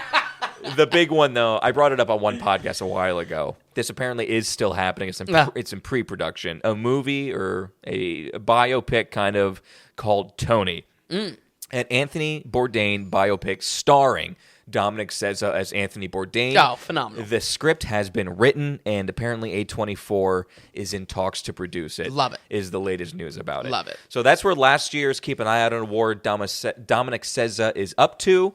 But let's jump to this year, Vin. So you said you had 2, and I had 3. A risky and a safe bet. You know, if we were considering the odds of this person is going to do something. I think my safe bet goes to the lovely Kaylee Spaney. Alien Romulus and Civil War. This is the winner? No. Well, yeah, kind of. Well, you said you had 10. I had 2. These aren't really like nominations. What are you going back and forth? You can't have 2 winners here. It's like safe and I don't know. All right, okay, fine. Kaylee Spaney is the nomination. Of course, Alien Romulus, Civil War, Priscilla the year before. The reason why I say this is safe bet, though, is because you even look at the press circuit for Civil War with Kirsten Dunst, and it just seems like she is networking very effectively. I don't say that as like a backhanded way. You know, I think it's a safe bet because she's probably going to be one of the biggest stars of like kind of a new rising talent. So I hope so. Yeah. Let's just be. So she's been in stuff before. Yes. So first thing, Dominic says was like in nothing. Truly nothing. Kaylee Spaney was in things, but she's just exploding. It's like keep an eye out. Absolutely. She's phenomenal. I think my risky one is just I hope that he gets the roles that he deserves. I'm going to say Kyle Gallner of Smile 2 and Strange Darling. Wow. This guy, he's got something special What's to his it. name again? Kyle Gallner. And he was in what? Strange Darling, mainly. And then he was in Smile 2 as a continuation of Smile 1. I'm telling you, Kyle Gallner, there's a lot of hype online for him. Okay. All right. Specifically, I like that. the Red Letter Media guys really love him. I'm telling you, there is something there that he's got some magic, and he specifically is not, like, there's not another actor that is doing his level of, I don't know, roughness to it. So I think he could maybe be something new completely. I think as far as the typecasting. Yeah, even. I think he's in his main 30s, or I'm sorry, mid 30s, and I don't know if I ever see him as a blockbuster Hollywood star like a Ryan Gosling or Leonardo DiCaprio, but I see him as like a Tom Hardy. And yes. Yeah. Okay. Where it's like you get some weird ones, maybe he'll get some bad ones. So you liked him as a guy in Strange Darling. Absolutely. He sold his character. Okay, cool. Yeah. And I mean, for what it's worth, that opening of Smile 2 that he's a part of was the best part of that film, too. So, all right. Yeah. So those were both nominations, or did one of those? No, I would say the win goes to Kyle Gallner for me. Keep an eye out for him. Hello. Okay. Absolutely. Wow. I was kind of giving 2 wins, a safe and a risky one, but it's got to go to the risky one. There's got to be some skin in the game. So Kyle, for his performance in Strange Darling, Smile 2, and Keep an Eye Out. Yeah. Okay, so he won. I have 3 on my list that aren't them. Okay, all right. So let's Surprisingly see. not Kaylee Spaney, but maybe I felt like she was in too much. True. She's kind of already in the rise. And, right. That kind of has an effect on me, I think, with this. But Yep. So let's go through my 3, which aren't it. But I do have, for the same reason you said Kaylee Spaney, I think I said Margaret Qualley. Margaret Qualley was in 3 movies this year. Yep. She was in Drive Away Dolls. Yep. She was in The Substance. And then Kinds of Kindness. And she was in Kinds of Kindness, exactly. So Margaret Qualley, I think she's 31-ish. Yep. And I think she's going to be another one like Kaylee Spaney. And almost like what we said with Kyle before, where I don't see her as a Scarlett Johansson. Sure. Like, I don't think she's ever going to have that star power. I think she is going to be super reliable in a lot of great roles, and I think we're going to love her for decades. Yeah. Margaret Qualley. Yeah, absolutely. Same thing with Kaylee Spaney. So Yep. I'm a little sad I don't have Kaylee Spaney on this one. That's your girl. So another one, I'll save the one who I actually maybe think deserved to win or be in Sure. the conversation. Yeah, I have Sergio Costelletto. Oh, yeah. For the 71-year-old, he played Cardinal Tedesco in Conclave. Yep. 71 years old. He's acted in 104 projects, and he's wrote and directed actual feature-length films. Oh, wow. But not in America. Yeah. So keep your eye out for the 71-year-old actor. Sergio Castelletto. One can only hope he has like a Christoph Waltz moment where this is very late in life. He's just a vape-smoking cardinal in Conclave, and he does great. I love that you gave a shout out to Sergio. He deserves it. The last person who I actually thought maybe you would be interested in or could fight with for winning is the director of Cuckoo, Tillman Singer. He has directed a feature length, but it was very short. It was like an hour and 5-minute feature length, and everything else before that was shorts. He's only done shorts. He's done a very small feature length and very low budget. Yeah. This was his first time, Tillman, doing a movie. And Cuckoo, although it was not super well known, did really well. You gave it, again, we talked about it before in the show, you gave it 79%, and you absolutely really love this film. Absolutely. As a horror film and as a movie, and what it was able to do. So that's director Tillman Singer, I think, deserves a nomination there. Yeah, last year I gave a shout out to Celine Song of Past Lives, and I was kind of, I don't know, not scraping, but I was trying to grasp at what I would choose for a director, kind of keep an eye out, but I couldn't think of one. But I think that's a great choice. I think that's a great choice. It's not bad, huh? Absolutely. Okay, so but the winner is Kyle Gardner. Galdner. And we'll check in a year what he's doing. We'll see. Dominic like I says said, got that's no the more risky choice. I think the safe bet, if I had to hedge the bet on the two. I love that. I love how we had different answers to that. Yeah. And Sergio Castelletto, hey, I he's love on that. fire right now. That's your risky one. All right, so just because he might die before he gets a chance. let's keep it going. Now we're getting into some really major awards here. We have Best Supporting Actor. Oh, here we go. I'll go back to a comment I made last week where I think that the roles flipped this year. So last year, I thought we had an amazing actor performances and a long list of them, and short on the female performances. This year, I felt like we had a ton of actresses and barely any actors. But going through and thinking about this more and more, I think there's a decent amount of supporting actors that we can give some nominations or credits to. But, Sure. Let's go through them. Best Supporting Actor. What are some nominations you got, Vin? The obvious one is. Well, How many do you have? I have 1, 2, 3. No, Okay, I have 8. 2, 8. Well, there you go. You want me to just? How about I run through them? Sure. And you pluck whatever you want, or talk about just yours. One thing I will say though is that for both of these, supporting actress and supporting actor, I think the biggest kind of gut factor, the gut feeling that I use is that who stood out better than the lead? Who kind of steals the show? That is a metric of me kind of judging these supporting roles. That's just like, yeah, that was a good movie, but wait until you see, yada yada. So, I think we brought this up last year, where we get super confused of what constitutes supporting. Oh, right. Or lead actor. Yep. Okay, so take last year with Killers of the Flower Moon, where what's her face won Best Actress. Yep. Lily Gladstone. Lily Gladstone. My thing is, as far as actresses in that movie, she has the most screen time, but she's nowhere near the main character. Yeah. There's like 3 or 4 main characters before you get to her. Right. Which automatically puts her into supporting. Yep. Actor, actress. That's just how that is. And I think you and I are kind of on the same page where like the movie needs to be kind of directly about the movie about a person, and then whether they're male or female, and then you have the next person in line is the supporting. Totally agree. Regardless, I'll run through my 8. And you just go where you want. I have Guy Pearce in The Brutalist. Okay. Dan Stevens in Cuckoo. Willem Dafoe in Nosferatu. Nicolas Cage in Longlegs. Michael Shannon. Wait. Michael Shannon. Wait. Did you see Longlegs? No. Okay. the main You are actor? not allowed to put Nicolas Cage on Longlegs until you see Longlegs. Okay, let me just cross it out. I have 7 in my best supporting actors.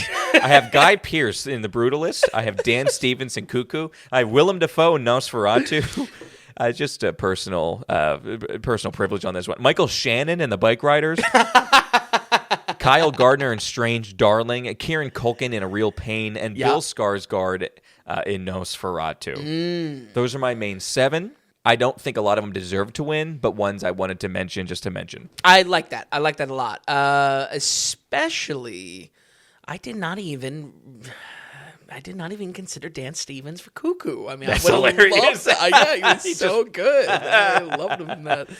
The 2 nominations that I would throw out there is the one that's where everyone is kind of going, and that's Kieran Culkin as the front runner for this award season. In A Real Pain, yep. Yeah, in A Real Pain. I mean, just kind of a perfect role for him. I do also want to shout out Josh O'Connor from Challengers. That is going to be a piece for kind of this, how supporting can a lot of times dip into antagonist role, and you're going to laugh, Tom, that I would also say on kind of that supporting antagonist kind of mixed role, Sergio Castellano from Conclave. You have him on your nomination? Because I can't believe I didn't have him on here. That's so funny. when I think My about Keep an Eye Out award didn't end up on Best Supporting, and same with yours. yeah, for real.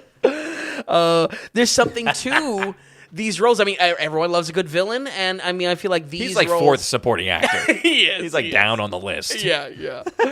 But both of those, Josh O'Connor and Sergio, I mean, there's something there that I really think they bring home what these why you needed some friction in these type of roles. Right.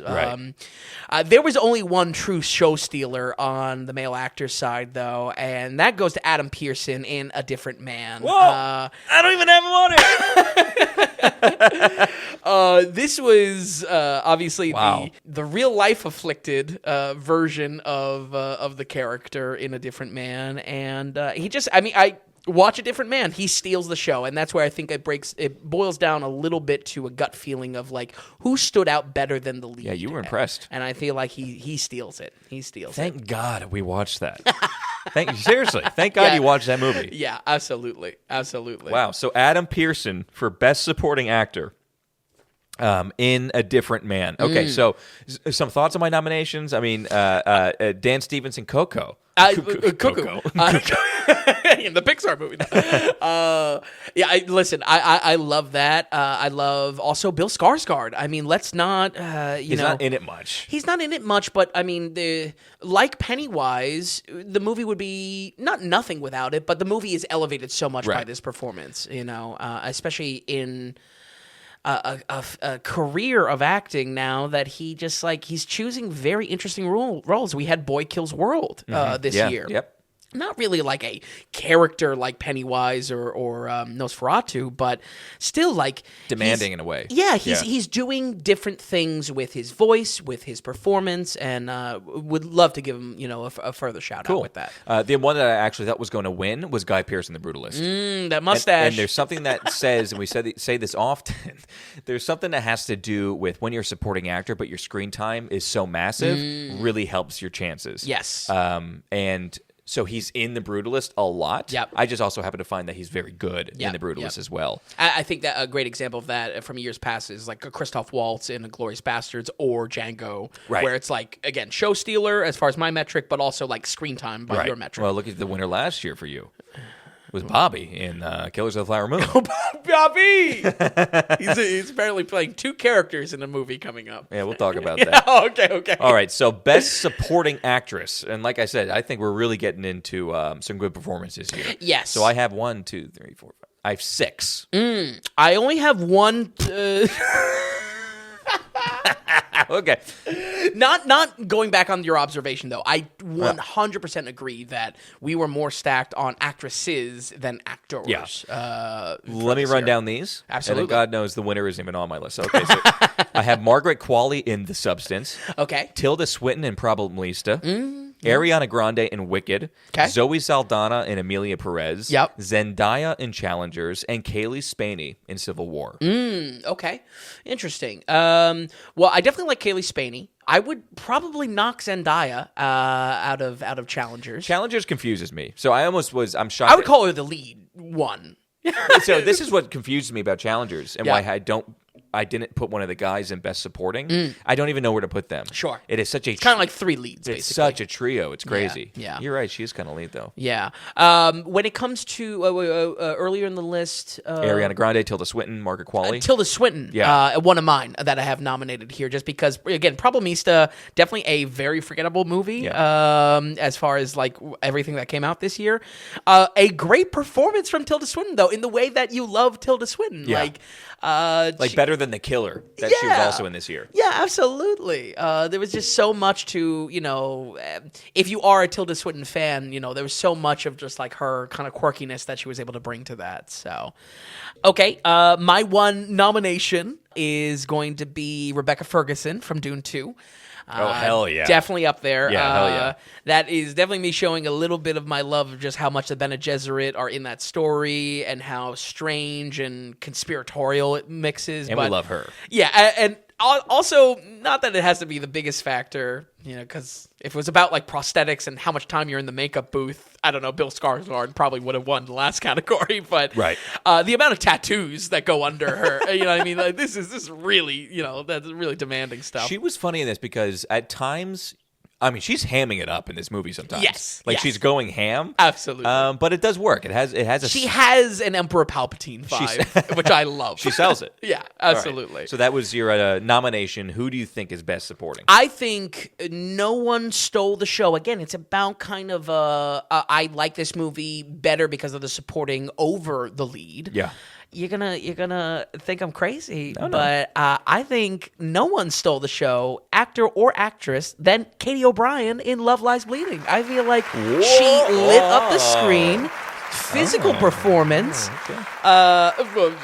sexual and muscle physical performance, and just so much there that was. If there was a feeling that I could summarize Love Lies Bleeding with, it was kind of a dangerous instability, and she embodied that she was. almost scary instability. Wow. It's Best Supporting Actress, Katie O'Brien. Katie O'Brien. You're right. I do have an issue with that. But I like it. And I love that Love Lies Bleeding is getting some love as well. Yeah, absolutely. Really good. And folks, I think you can watch that on it's Max or it's video on demand on Prime. You can rent it on Prime. Excellent. Okay. Gosh, she wasn't on my list. Okay, let's go to Best Actor. Listen, you don't have to take it personal, these guesses. No. It's called the Daily Ratings. Yeah. I'm just a guy in the car shouting at the, In a car, shouting at the radio. You win every award. No, but that's really good, Vin. I like that a lot. Okay, so let's move on to let's do Best Actor, and then we'll finish up on Best Actress. Okay, because sure. I think that's so loaded. Yeah. Best Actor, I only have 3. I have 2, and I'm just going to give a third mention, just to mention, kind of. I like that. How many do you have by chance? I have 2 noms and then the win. Oh, okay. So there's the 3 also. Yeah. I just have Ralph Fiennes in Conclave. I have Timothée Chalamet in The Complete Unknown, and Adrian Brody in The Brutalist for Best Actor. Sure. This I definitely fall in line a bit more with the hype going around on this. Despite trying to switch things up, I think I've probably given enough contrarian type of wins. That's why we exist, buddy. Considering you didn't have these at all, or the shock on your face as I say them. I think Timmy, it's Timothée Chalamet. It's a win, if only because of the musical performance and the demand of that musical performance in Complete Unknown. Of course, the Bob Dylan biopic. I didn't have Brody, but I absolutely agree. Of course, You didn't have Brody. I didn't have Brody. Wow. I thought he was going to be your win, straight up. I know. there's really no hate to it. It's just, again, it's on the further reflection of the film of just like how much it is not about the characters a little bit. But that's still, I mean, I love that, it's still in the nominations because it was an incredible performance. On that note, again, kind of just leaning with the hype, Sebastian Stan has a very good shot, with just 2 horses in the race. Both for The Apprentice, which we didn't cover, and A Different Man, which we loved. But for me, no one did it better than Ralph Fiennes in Conclave. Whoa! Wow. There was just so much depth to this character. We talked about it a lot in the review that I feel like that was the biggest indicator for me of just like how much the character itself made impact and how much depth he was able to bring to this. And it's just yet another feather in his very crowded cap of iconic roles now. He was really good in this movie. Yeah. As much of a disappointment we had kind of towards the end of that. Well, first of all, you gave Conclave an 81. Yeah. It's one of the best movies all year. Absolutely. Like, let's not be lost on that. Ralph Fiennes in particular was like, damn. Yeah. He was really good. Absolutely. It's just, again, how much it's under wraps, how much he lets us know about the character in these private moments. And again, there's just something to it that just like, not even that I'm that religious, but there was something to how he takes on this burden. Yes. That just felt so informed of what this character is as like a top cardinal, His character in this film, because he's playing a cardinal, it's not like his acting can be like exuberant. Yeah. He can't be crazy, out of body, or doing crazy things. He's a very contained character, so it's all in emotion and facial expressions, and it's always in the eyes. We say absolutely. But, he does. He crushes it in this movie. Absolutely. Also, I had a very funny thought just in reflecting on Sergio and just Conclave as a whole. Just like imagine if Al Pacino was any character, and how much I don't know. I was gonna say he would have derailed it. He would have derailed it, but it would have been fine because Al Pacino. He's the only guy who's allowed to. Absolutely. Quick shout out, by the way, as far as just like best supporting as well. We can throw Tucci in there. Yeah, true. Tucci was, he wasn't like amazing, but it was great to see Tucci in this movie. Yes, and he's such an Italian, kind of thing. Absolutely. Wow. So Ralph Fiennes wins for best actor. Yeah, but you're not upset about Adrian Brody, and you gave an extra nod to who'd you give a nod to? It was Sebastian Stan and then Timothée Chalamet. Yeah. And I don't think we wanted Timmy on this list, but felt like we needed to. That's funny. That's how I feel about it. Yeah, it was almost an obligation. I just think about like there's an entire album of Bob Dylan songs, which none of them are sung by Bob Dylan. They're all sung by Timothée Chalamet, and it's just like, oh, well, he put a lot of work into it. So I don't know.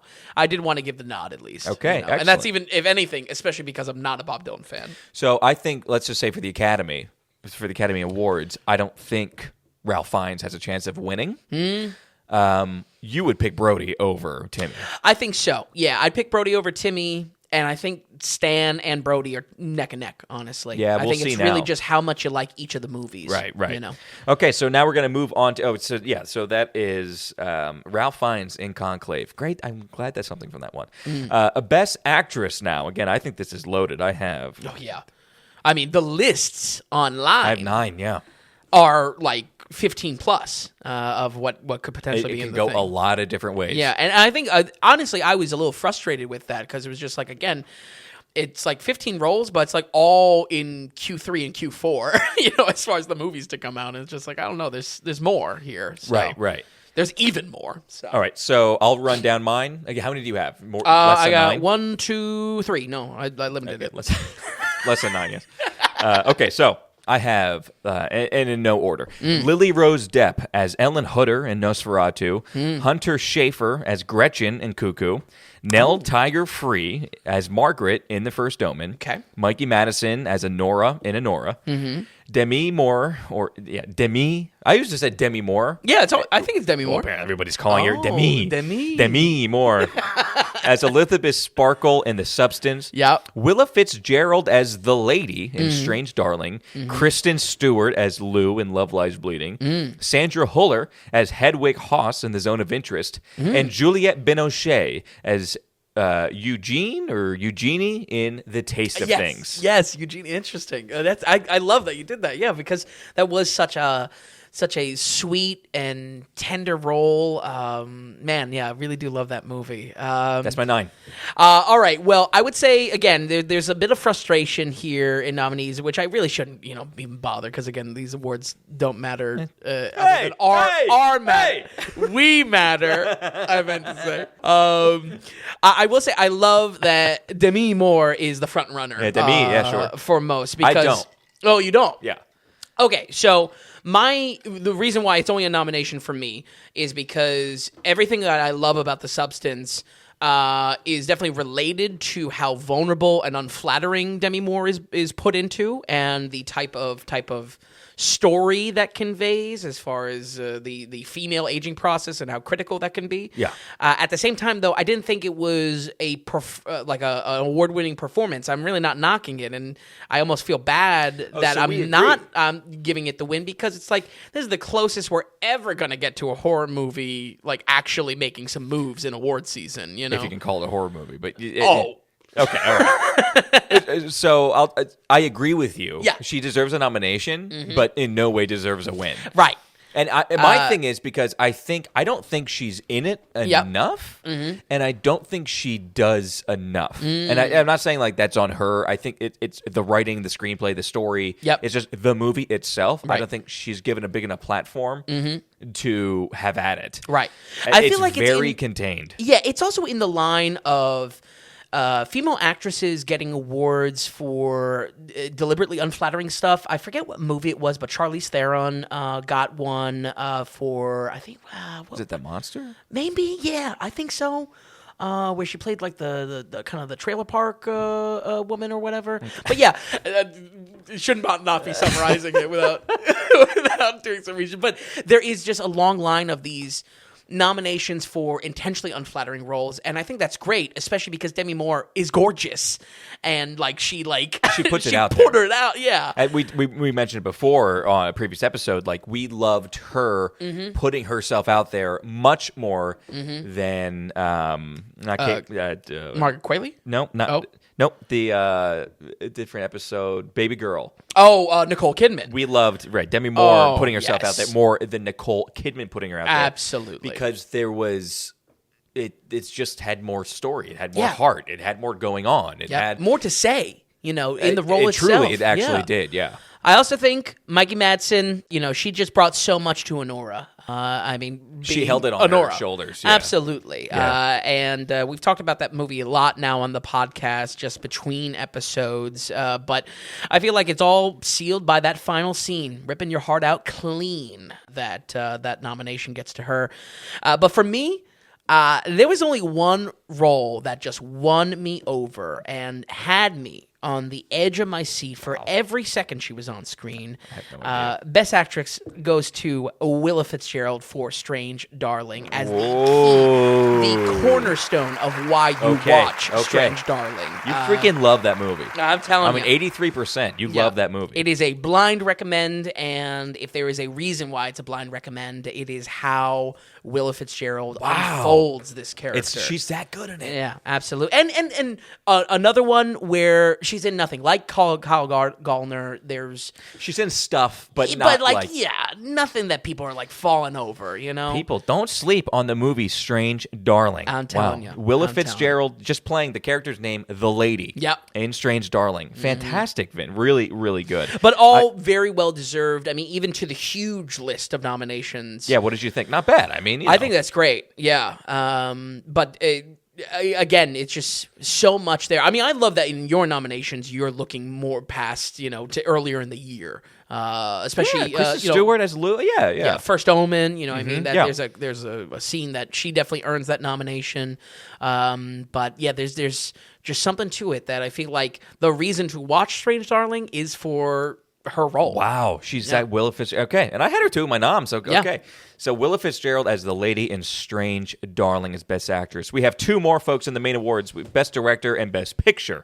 So let's go on to Best Director. I have 4 on here. Okay. I I personally feel that the winner of this is obvious. Okay. Let me run down 4 real quick. You take it however you want. I have Sean Baker for Anora, Alex Garland, Civil War, Luca Guadagnino for Challengers, and Denis Villeneuve for Dune Part 2. Again, this is what I kind of think it would be in your nominations. I don't necessarily... I won't put them in mine. Well, listen, maybe we need to switch that up because I definitely want to. I want to see what makes the cut for you. How about, listen, let me put it this way. There was only one winner, so I wanted to put some more fluff in there just for tension's sake. Yeah, just to cover the bases. What were your nominations and your winner? Well, this is always the toughest award for me because, I mean, you listen to... Yeah, well, no, I put a lot of, credence. I put a lot of credit into this. There are so many films that I love specifically because of the vision or the passion shown through the craft. And if you listen to any episode of the Daily Ratings, you know how much credit I put to the vision of directors. We always are talking about directors. We're always opening reviews with directors. Coralie Farge is the first nomination, showing just tremendous growth in her style that we saw in the previous film, Revenge, and then just growing that into something quite literally monstrous with the substance. Again, going even just back to VFX and best kind of design. Mm-hmm. Boy, I mean, it's just like, I don't understand how such a new film director has such a great practical effects spin to her movies. So really credit there. Though it's not everyone that sees it this way, though it's not everyone's, certainly not their favorite film, I really think Alex Garland created his strongest film yet with Civil War this year, as far as the vision and what he was able to pull off. Again, if anything, me being very much about the rug pull, that this movie seems like it's one thing and almost a sigh of relief for me about something entirely different. Right. But there is a director that has always been at the top for me, and top for the last 10 years. I've called this guy the best director of the 2010s, and he's certainly at the top of his game this year. Best director goes to Denis Villeneuve for Dune Part 2, baby! Yeah, that's why. The only real winner here. The only real winner. Denis crushed it. Dune Part 2. Here's what I picture with director, and I'll always go back to a Quentin Tarantino clip. Okay. Where Quentin Tarantino is like, you don't necessarily need to know all about this, that, or the other thing. And he's talking about lenses or color or screenplay or this or that, the other thing. He goes, you just need to have a vision.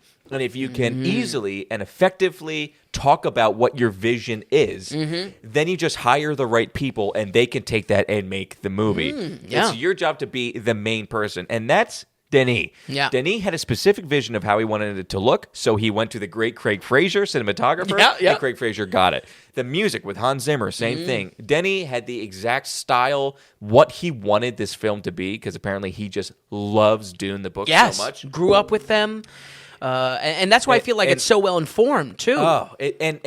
But it takes a chorus of people to actually make this movie. To the practical effects guys, he says, I want it to look this real, or I want it to look this way. It's not him technically coming up with that, but he's the director in all of it. He is the director of the symphony of making this film.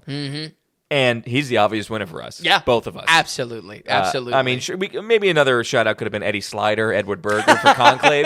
Yeah, true. But Denis, with what he able to do, this is Peter Jackson level choreography on a film set. Absolutely. And I love that comparison because of not only them being connected to novels being adapted and passion behind adapting those novels directly. Yep. But there's something there, too, of just like doing those novels justice. And when it comes to Denis and his relationship with Dune, I mean, the fact that Dune 2 is able to achieve the true message of what those books were about and how we should be viewing these people that rise to power rapidly.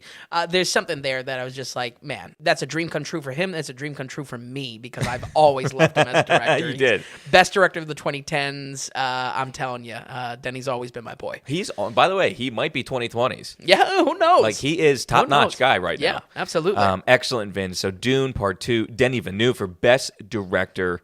One more award to go, and that's it, folks. We have Best Picture for these normal kind of what we call classic awards for the year 2024. I only have one on here. That's the thing with how we do it.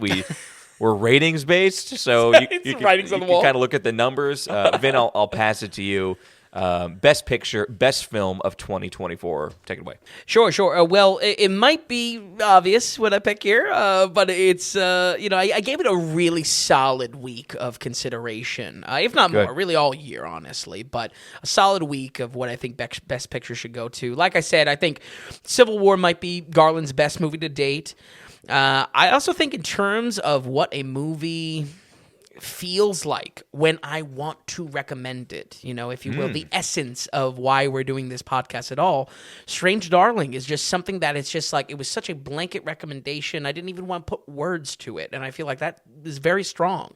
That's wild. But who am I kidding? The best picture for the Tom Dailies goes to Dune Part 2. Dune Part 2. Absolutely.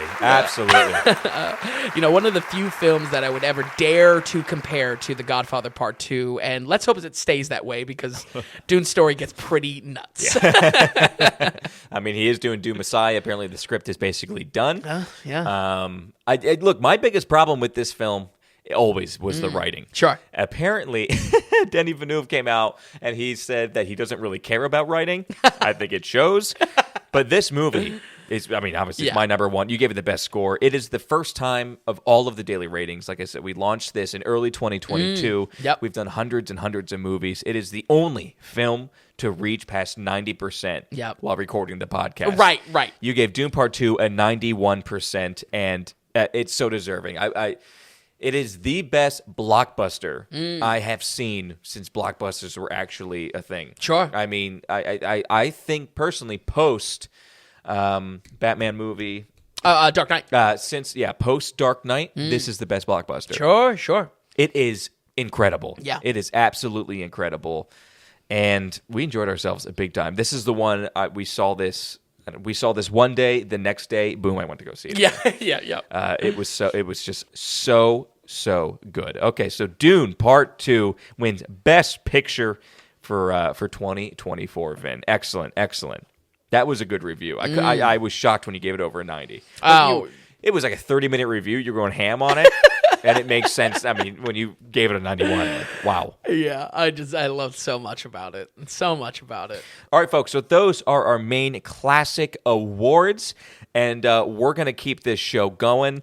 I wasn't going to do this, but then the more I thought about it, the more I came up with it. We're ready to go. So before we get into the new kind of Tom Daly Awards, Vincent Daly, it is time to play Name That Movie. It is Name That Movie Award. So, like last year, these are all 2024s now. This is my favorite part. So this was a game that we played last year. This is why I had to shut down the spreadsheet. We did. We did 20. Yes, exactly right. We did 2022 and 2023 movies. Yep. Well, since we already did that, we can only do 2024 movies. That's good. And believe me, there's stuff I forgot already. So, folks, if you're new to the podcast, the Name That Movie game is I am going to read the quick 1 or 2 line synopsis or plot of a film. Vin has to guess the name of the movie. What was that movie? And it came out this year. But we covered 92 movies. Yeah, absolutely. No, and I'm telling you, this is going to be embarrassing on my part how much I forget about these movies. And I'm telling you, and I was trying to fake you out. Literally, folks, for the past 3 weeks, I was telling Vin, I don't think we're going to do the award. Everything's too obvious. I'm not going to. I want to throw him off my scent. Stop looking at that wonderfully color-coded Excel sheet that I made us of all the movies that we watched. Genre color-coded. So there's 1, 2, 3, 4, 5. So there's 6 movies on here. I think there is a real possibility you get all 6. Okay. I think last year you were 3 for 3, I want to say. All right. There's a very good chance that you'll get all these. Okay. The Name That Movie game, Vin. Here we go. The movie shows the unspoken system that has shaped America and chronicles how lives today are defined by a hierarchy of human divisions. Vincent Daly, name that movie. Oh, shit. Hierarchy of human. You're given one repeat if you want. The movie that shows the... Did we cover the Hunger Games? New movies. 2024s. 2024s. Or 2023s that technically we were in market in 2024. Is it? I shouldn't have said Is that. it? I shouldn't have said that. Origin. It is Origin. That was one that was like, wait, we covered this? Yeah, I gave you the cheat code on that one. Yeah, you got All it. right, so you're 1 for 1 so far. Here we go. An inspiring toy designer struggles to bring his unusual ideas to life. As time runs out, an erratic outcast becomes his only hope to stay in the country. Oh, that's got to be Problemista. It is Problemista. I didn't think it was going to come up in the previous awards. Right. I didn't even think. 2 for 2. Again, I did this game because you should get 6 out of 6. Sure. So if you don't, you lose. Yeah, exactly. If I miss a single one. Here we go. A young man unleashes a campaign of vengeance against the corrupt leaders who murdered his mother and continues to systematically victimize the poor and powerless. Oh. Vincent Daly, name that movie. Ooh, the poor and powerless. 2024 film. The Crow remake? No. His mom's not in that. Read it one more time. A young man unleashes a campaign of vengeance against the corrupt leaders who murdered his mothers and continues to systematically victimize the poor and the powerless. Oh, I don't know. I don't know. Oh, damn it. I know it's not right. I'll lock it with The Crow. You're going to lock in with The Crow. The Crow is incorrect. This was Monkey Man. Oh, shit. Oh. Directed by Dev Patel, starring Dev Patel. Patel, yeah. Monkey Man. Oh, I thought you were going to have that one. Yeah, I forgot his What mom other movie was has vengeance against the corrupt leaders who murdered his mother? Who else is that? I don't know. This is Civil War. Definitely not The Crow. That is Monkey Man. Okay, here we go. 4th on the list. A family has been haunted by an evil spirit for years, and their safety and surroundings come into question when someone questions if the evil is real. Oh, that was that terrible Halle Berry movie. Vincent Daly, name that movie. Terrible Halle Berry movie. Something Let Go. Never Let Go? Never Let Go is correct. Yes. Very good. Yes. Very small film. Yeah. You know, one movie that's not Maybe on not here, like but I terrible. wanted to be on here, Right. was A Boy on a Mountain Lost in Maine or whatever. Right. I literally can't talk about the movie without mentioning Maine or a boy or Lost. Yeah. Okay, very good. You are, whatever you are, 3 for 4 so far. Yes, yeah. Next one on the list. A young woman agrees to marry a handsome prince, only to find the royal family has recruited her as a sacrifice to repay an ancient debt. Oh. Name that movie. Again, I thought it was going to be obvious. Sacrifice. Oh, wait. Hello? Millie Bobby Burnt. This is the Dragon Millie Bobby Brown movie. What's the name of it? Emperor Cleave? No. Is that your final answer? Emperor Cleave? No. Scorched? No. What is that movie? You gotta give me half credit points for this. No, it's all or nothing on this one. Shit. Millie Bobby Brown, burnt movie. Damn, it's something with a dragon. Damn is right. Damsel. You're on my side on this. Damsel is correct. That was a Netflix release. Yeah. That no one ever talked about. Yeah, for real. All right, so the name of that movie game, we have one more here, Vin. Okay. In the near future, artificial intelligence is in control of everyone's lives, and human emotions are perceived as a threat. Vincent Daly, name that movie. It's tough to say this because I know I don't understand the movie, but I think this is The Beast. This is The Beast. Now, we just covered it 2 weeks ago. Yeah. But honestly, I kind of forgot about it when I when I looked at The Beast again. I was like, what the hell is that movie? This? Oh, Lisa Do. Vincent Daly, you didn't get 6 out of 6, but you did get 5 out of 6. I'll take it. So that was pretty good. And thank you once again for joining us in Name that movie. I'm going to hear this in my nightmares. Not as fun as last year. I mean, No, that was great. fun. But last year was tough. Yes. Because we had that 2022 type deal in there. But you did well. Yeah. Honestly, there should be a rule that if each one I miss, I have to rewatch. I have to re-review. Definitely not. Won't make you do that. But that leads us in. The Name That Movie game leads us in to the Tom Daly Specialty Awards. As always, they look the same. They smell the same. They even taste the same. So they have the same potency and just as important, but these are some specialty awards. Obviously, we have our ones that will come back year after year. Now this is our 3rd year, and then I do have some new awards for us.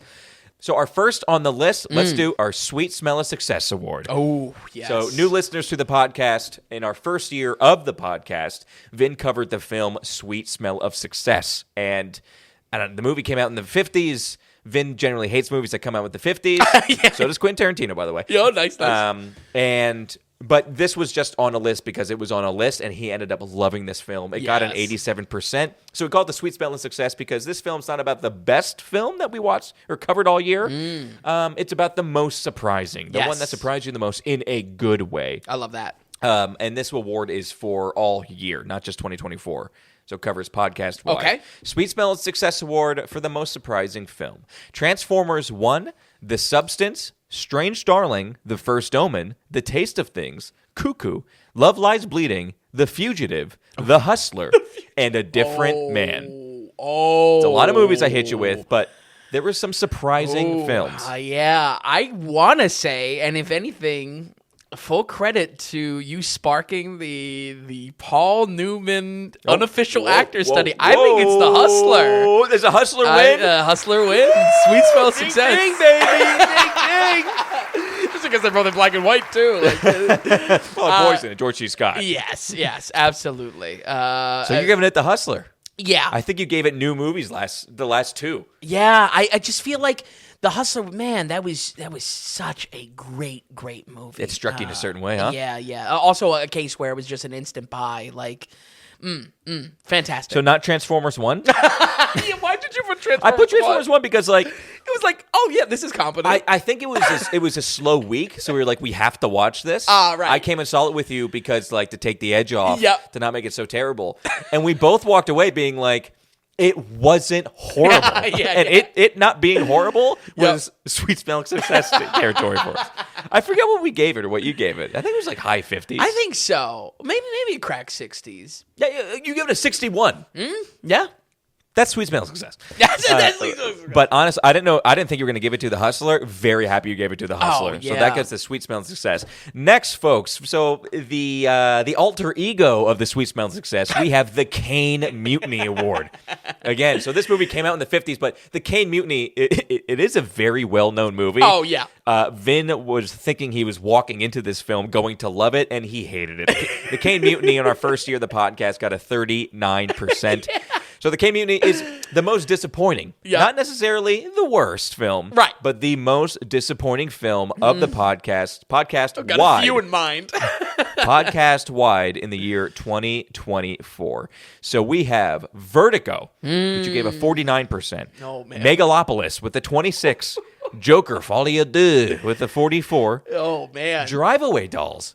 You gave a 53. Yeah, we did a whole Coen Brothers and episode. then I have here asterisk kind of. I just have Brian De Palma. Yeah, that's probably the most unsuccessful director study. We were not the biggest fans of Brian. Yeah. But the Kane Mutiny for most disappointing. Vertigo, Megalopolis, Joker, Folie à Deux, Drive-Away Dolls, and Brian De Palma. It may be crazy that Brian De Palma is De Palma still alive? I don't know. Well, he came out with the card counter, didn't he? Oh, yeah, Last you're year. right. You're right. But it's got to be Megalopolis. I mean, I almost want to give it to a non-new movie just because, to give some love to others, but it has to be Megalopolis. I mean, I even knew I was going to be disappointed to some degree.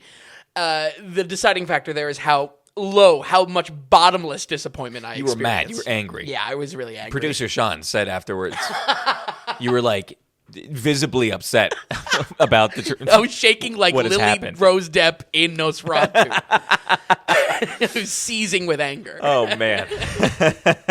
All right, Vin. So that is the Kane Mutiny for the biggest disappointment, Megalopolis. Brian De Palma, by the way, for a lot of movie lovers who love Brian De Palma, because most critics do. We did a De Palma study this year. We were not very happy. Yeah, Both of us. It also we love Scarface because it's Scarface. Yeah, I came up with it just because it's like an incredible 4-year run for him. Oh yeah, so for it was sure, like in a the director 80s. study, not just even nebulous. It was like, yo, he's on a streak. Yeah. But We were not. Baldy doesn't, he makes some weird movies. All right, so carrying over some of these great awards, we have next up the Houdini, a fan favorite. I mean, this is a my fan favorite. So the Houdini Award, which last year kind of coincided with the Name That Movie game. Okay. This, I kind of kept them separate because it's very difficult to name that movie. So many things about it are so obvious that you got to play around with the words. Absolutely. So, folks, if you're new to the podcast, the Houdini Award is for the movie that could disappear and no one would notice, let alone care. These are for all new movies, by the way. Okay. The Houdini is for the 2024. We have Damsel, the one that we just talked about with What's Her Face, the burnt movie. We have Ricky Stenicki, the Amazon comedy with John Cena. Yep. We have Brothers, the Amazon comedy with Josh Brolin and Peter Dinklage. You're so right. Why was Amazon doing this? Fly Me to the Moon. The fake movie, you mean? The Apple release with ScarJo and Channing Tatum. We have Never Let Go, the terrible Halle Berry movie that you couldn't barely remember the movie of. Yep. We have Lost on a Mountain in Maine. Executive producer Sylvester Stallone, which I think I forgot to mention on the podcast. Very small movie. You did see Lost on a Mountain in Maine. In Maine. Yeah, in Maine. Because it wasn't in any Near other theaters. Another one for the Houdini, most forgettable kind of ISS, International Space Station, which came out for us at least in January. Yep. That was the one that was. I looked at the list. I was like, wait, That's what Houdini. is that? Yeah.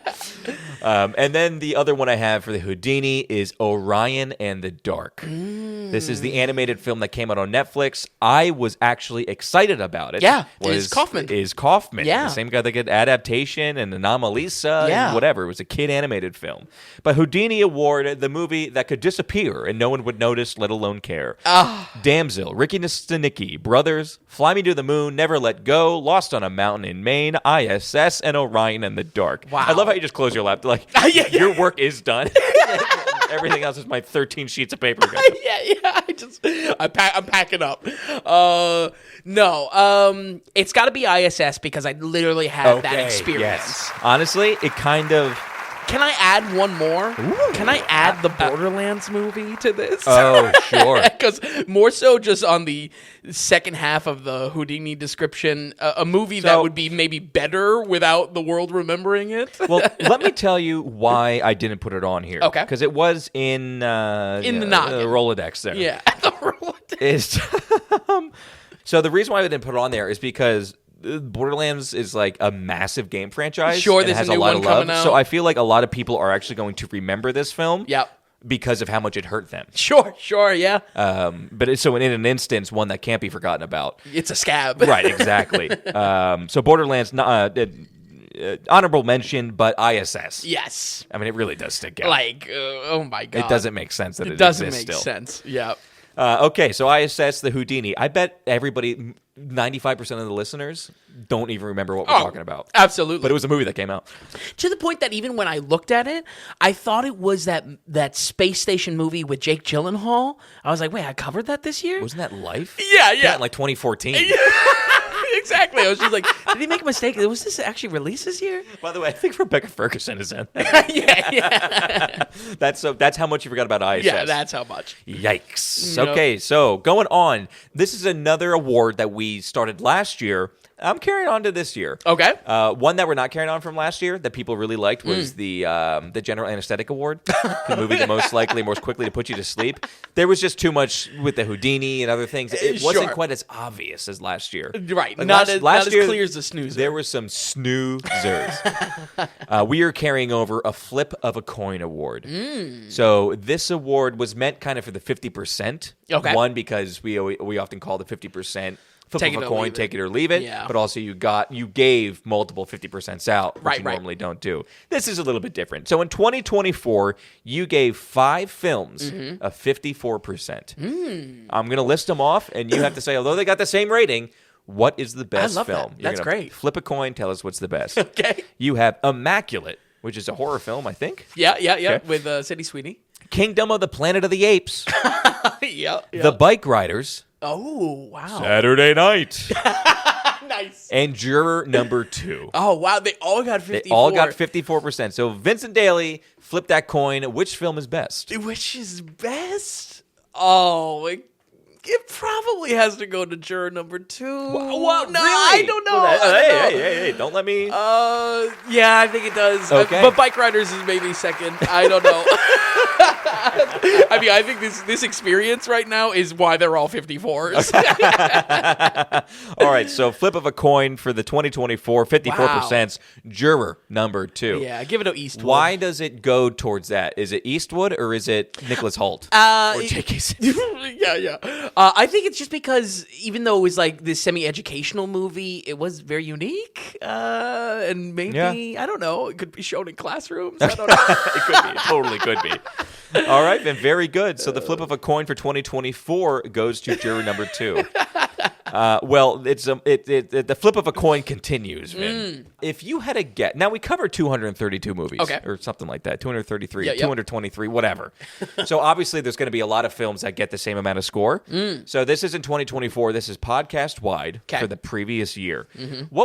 What do you think was the most awarded or the most given out score? Most common score. Yeah. What number? I've always been interested in these stats angles. Yeah, it's kind of fun. It's kind of fun to go through this. I gotta say, probably like a 67 has to be the most. 67? Yeah. Okay, and how many times do you think you gave out 67? Oh, did I? I'm gonna say at least 6 times. Wait. This is all new movies and old movies. Yeah. This is 2024 wide. 223-ish Still films. 67. I'll bump that up to 8 times. 8 times. You gave films a 70% and a 68% 9 times. Whoa. Each. So is 9 times for 70, 9 times for 68. That's exactly right. Okay. So we have 2 more flips you got to make. Here we go. So for 70%, you gave Blue Skies, the 1946 musical comedy with Fred Astaire and Bing Crosby, a 70%. Oh, nice. Jodorowsky's Dune, the documentary on the Dune movie that never got made, a 70%. Ghostbusters, the OG, with a 70. The Fall Guy, Twister, the OG, Wicked, Saint Maud, the original Saw, and I'm Not There. Holy shit. The 2007 Bob Dylan film. You gave all those films, all 9 films, a 70%. What a eclectic mix. Blue Skies, Jodorowsky's Dune, the OG Ghostbusters, The Fall Guy, the OG Twister, Wicked, Saint Maud, the OG Saul, and I'm Not There. Flip a coin, Vin. Which film is better than the rest?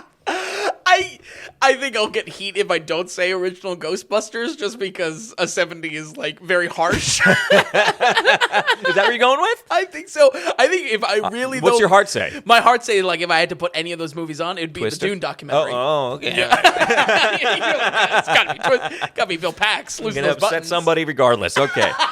So you give it out of fear, Ghostbusters. I think so. The OG Ghostbusters, Ghostbusters is the better side of a coin. Out of absolute fear.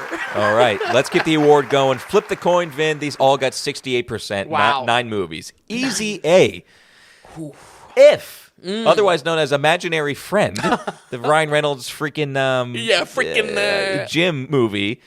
Jim Halpert from The Office. What is his name? Help me out here.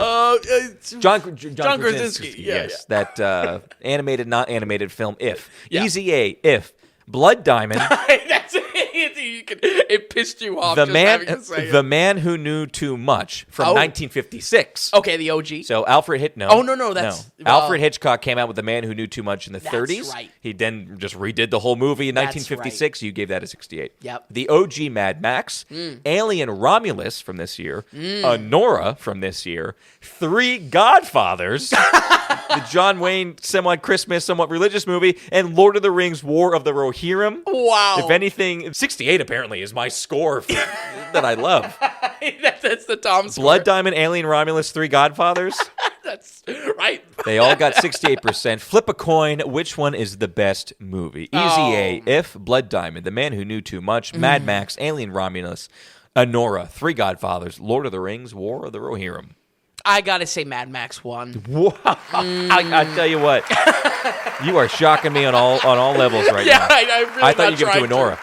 It's probably, I'll get heat for not doing a Nora out of that, Right. or even just giving a Nora 68 in general. Mad Max 1 though, there has I've in the recent runs I've had some desire to go back to it actually. Really? Okay. Yeah, it's honestly it was those racing scenes That did something for you. The speed that they were able to capture in that very first movie. Yeah. So I'm shocked the Nora's you kept. I thought that was going to be it. Two, I love that Three Godfathers. You gave it as high as 68 because I watched that movie 5 times this year. There's something that's just like I never watched it before. I was like, whoa. Yeah. Very mad at you about Blood correct me, Diamond. That Let's was not not a talk about Blood birthday Diamond. ep. That was the John Wayne Western one. Yes. Yeah. Okay. But Blood Diamond was. I think he threw me a bone. Well, no, we're doing John Wayne July. We were, yeah, that's right. And I just said, please watch this one. But this 68%'s got me written all over it. Wow. But okay, so Mad Max gets the better. Let me say, all great movies, all solid watches. All right, excellent, Vince. So these next, how many do I have? 1, 2, 3, 4, 5. These next 6 awards Jesus are all new. Jesus. Some of them might be good, some of them might be bad. I don't know. We'll see what stays around. I was actually going to suggest to you that we make this next one like a main award for next year, like one of the big ones. And I was like, screw it. If we want to keep it, we'll keep it. If not, it's just something I wanted to highlight for this year. This is Great Job on a Bad Job Award. Oh. So this is for the person who actually had a very solid performance, but unfortunately was in a pretty bad movie. I love that. That's a great award. And these are all the gals. Yeah. Okay, so we have Scarlett Johansson playing Kelly Jones in Fly Me to the Moon. Rachel Sonnet as Rosie Schuster in Saturday Night. Okay, yeah. Catherine Newton and Lisa Frankenstein. Oh, okay. Who I kind of thought was good. Right. Lisa Frankenstein could have put on Houdini, by the way. Yeah. And Lady Gaga in Joker Folie à Deux. Oh. So, Great Job on a Bad Job. By the way, I had Lady Gaga question mark. Yeah. Because she's a love-hate thing. I kind of love her as an actress. I didn't watch this movie, so I don't know. Sure. But the people that really hate the movie, they hate her as kind of being the cornerstone of, it being a deconstruction of Joker rather than just being Joker 2. I should blame it on the director. True. So Great Job on a Bad Job award for the person who actually had a pretty solid performance, but unfortunately was in a bad movie. I think, and it may sound crazy to give this, but I think it's Scarlett Johansson. I do too. That movie is a fake movie, a Apple, So by the way, garbage movie. To the point of Moana 2, this was only supposed to come out was only supposed to come out on Apple streaming. Yeah. But they were like, screw it, let's put it in the theaters. And then it tanked like a mother. Right. But Moana 2 obviously had to turn around. You know what other movie was supposed to be that? Okay. Was one of the very first movies of the year, the reboot or the redo of Mean Girls. Oh, and that Girls, makes sense. They decided, instead of just straight to streaming, said, let's put it in the theaters, what happens? And Sure. it did quite well. Yeah. Well, for that kind of movie. Right. And I guess a theater watch also is grabbing the Broadway crowd, let's show up for it. But ScarJo. Absolutely. And it's a shame because her coming career looks very dicey. She's going to be in the lead of the new Jurassic World movie. Yeah. There's some very concerning writing news around that, but I guess we'll wait until July or August, whenever it comes out. But yeah, I agree where that movie was just so nothing. She was actually like a decent performance in it and like kind of funny. And she has to play different characters. Absolutely. So she's cooking sometimes. Absolutely. And I mean, her husband's in it. He kind of is a bit of a wet fart. But anyway. Great Job on a Bad Job award. Scarlett Johansson as Kelly Jones in Fly Me to the Moon. Emphasis on Great Job on a Bad Job. Yeah, Great Job on a Bad Job. Yeah. All right, this next one is called the Don't Just Stand By Me, Yaguni Award for the Best Coming of Age Movie. And this is podcast-wide. This is the entire year. The Goonies isn't rated on the website? No, it's not. But it's okay. it's not coming-of-age movies. You have the Goonies and you have Stand By Me. Yeah. Don't Just Stand By Me, Yaguni Award. Best Coming-of-Age Movie. We have the first Kung Fu Panda. Oh, okay. We have Inside Out 2. The Cowboys. The original Mean Girls. Okay. Ghostbusters Frozen Empire. Oh, nice. And you know why I'm saying that. Yeah. After Earth. Go ahead. You know why I'm saying that. I didn't even watch that movie, but you talked about it. After Earth. A Nightmare on Elm Street. Whoa. Mufasa the Lion King. Get that out of there. And Drive Away Dolls. Wow. The best coming of Tribunoidos, episode on coming. The best coming of age movie. The Just Don't Stand By Me, you goonie. I honestly, and I'm not even saying this because it's you, Tom. I think it's the Cowboys. Damn right it's the Cowboys. Guess what? This was the first award I thought of all year. Yeah, and it came out. Nice. 2 days after the Cowboys came out, I re-listened to the episode, and I was like, I wanted it to win an award. Yeah, right. You made the award. No, it kind of just struck me. I like that. And you know why? Why? Because in the review, you talked about it being a coming-of-age movie, just like Stand By Me, or something like that. And I was like, that's gold. That's it. That's it right there. It is. But, I'll stand by that because Hell the yeah. kids, there's some growth in these kids. Oh, where this story goes? Right. Not to mention John Wayne is great in it. Absolutely. The real-life kid actors having growth from this. They're rodeo stars now. The movie rocks. Now even though it's you're watching kids. Some of the kids are there's 12 of them. Yeah. And it's very impressive. It could have been real bad. Could have been a train wreck. Could have been just also a weak entry in John Wayne July, as far as Westerns go. But, was a strong one. People forget about this one. Right, absolutely. This is you and I are carrying the torch for the Cowboys. Yeah, because I feel like people just kind of brush it to later career John. He's It's a packing 70s it up. John. Exactly right. Yeah. But not the case at all. Man, the fact that you finally decided to do John Wayne this year, and the fact that you're actually starting to, we're enjoying him together now is huge. Because I'm looking forward to July. 10 years that I've known you. It was, folks, it was an uphill battle. Let's just say that. Now that we're about 6 or 7 months away from that film, I'm going to ask you again and get your opinion on this. Do not forget that there was another actor supposed to play John Wayne's character, and it was George C. Scott. Who is better in the role, George C. Scott or John Wayne? I would have just loved to see George C. Scott just drunkenly yell at these kids. He would have been amazing. I wish they made both movies. Yeah. And almost simultaneously, literally. just you choose which version you want. I think if George C. Scott made this movie, it would have felt like an older movie. With John Wayne, you just kind of watch it, and it's just like another John Wayne movie. It's another Western. George C. Scott, I, for whatever reason, I feel like would have felt aged. Sure. But hard to compare. What age would they both be? But very interesting. Very interesting. Also, let's not forget about who plays the main antagonist in that film, who is Bruce Stern. Bruce Stern. Yep. Still with us in Quentin Tarantino films. And actually. And has funny just stories about as from old that. as Clint Eastwood, ghoulish even. Has some good stories of that film as well. Yeah. But The Cowboys with John Wayne. I forget who the director was. Mark Rydell. Who they went back and just had great stories of Mark Rydell came out of New York, was super liberal. He self-described himself as borderline communist. Oh, right. They're talking about how it's I'm not going to get along with John Wayne. They got along great. Same thing with Roscoe Lee Brown, the supporting actor. The black guy. His friends told him not to do the film. John Wayne's a racist. Yada yada. The two would play chess together between takes or in the morning. They would share poetry back and forth. Wow. Really cool. Mark Rydell, the director, still alive today. Wow. Look at that. Which is super cool. But okay, so that's enough with that. The Cowboys for the Don't Just Stand By Me, You Goonie Award. Maybe a rename on that one. I don't think so. All right, this one, once again, it's a little bit in bad taste, so we put a French spin on it. This is Le Chute la plus dure prix. This is for the Hardest Fall Award. Oh, and okay. I came up with this, and I thought it was obvious, but the Hardest Fall, really, I could put up an argument for each one of these. Okay. And this is a director for 2024. Sure. Hardest Fall Award for Zack Snyder for Rebel Moon Part 2, The Scargiver. Kevin Costner for Horizon: American Saga - Chapter 1. Francis Ford Coppola for Megalopolis, or Todd Phillips for Joker: Folly Adieu. Wow. The hardest fall. And really think about it. Yeah, Who fell the hardest? You're so right. All of those easy wins. Case to be made. Snyder, because of the momentum off of Snyder Cut Justice League that he fumbled. Megalopolis for all the reasons. Coppola fumbling his own winery.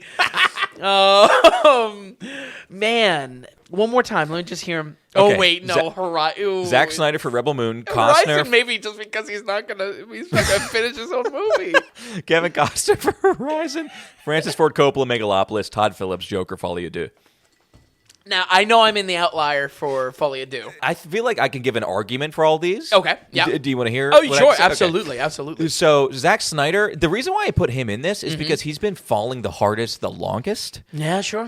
For me, it's ever since 300. Yeah. I mean, he's always been punch back. Yeah, The Watchmen I kind of enjoyed, but like he's been falling the hardest, the longest. Yeah. Kevin Costner, because he thinks his shit stinks the most. He thinks he's awesome, and he didn't like the movie was $100 million. Yeah. But he put up $38 million. Still a lot, but it's not like he put his whole life, the entire movie on his shoulders. Right. That being said, he planned it to be. He has the gall to just plan for a 4-part movies or 4 movies, and don't forget.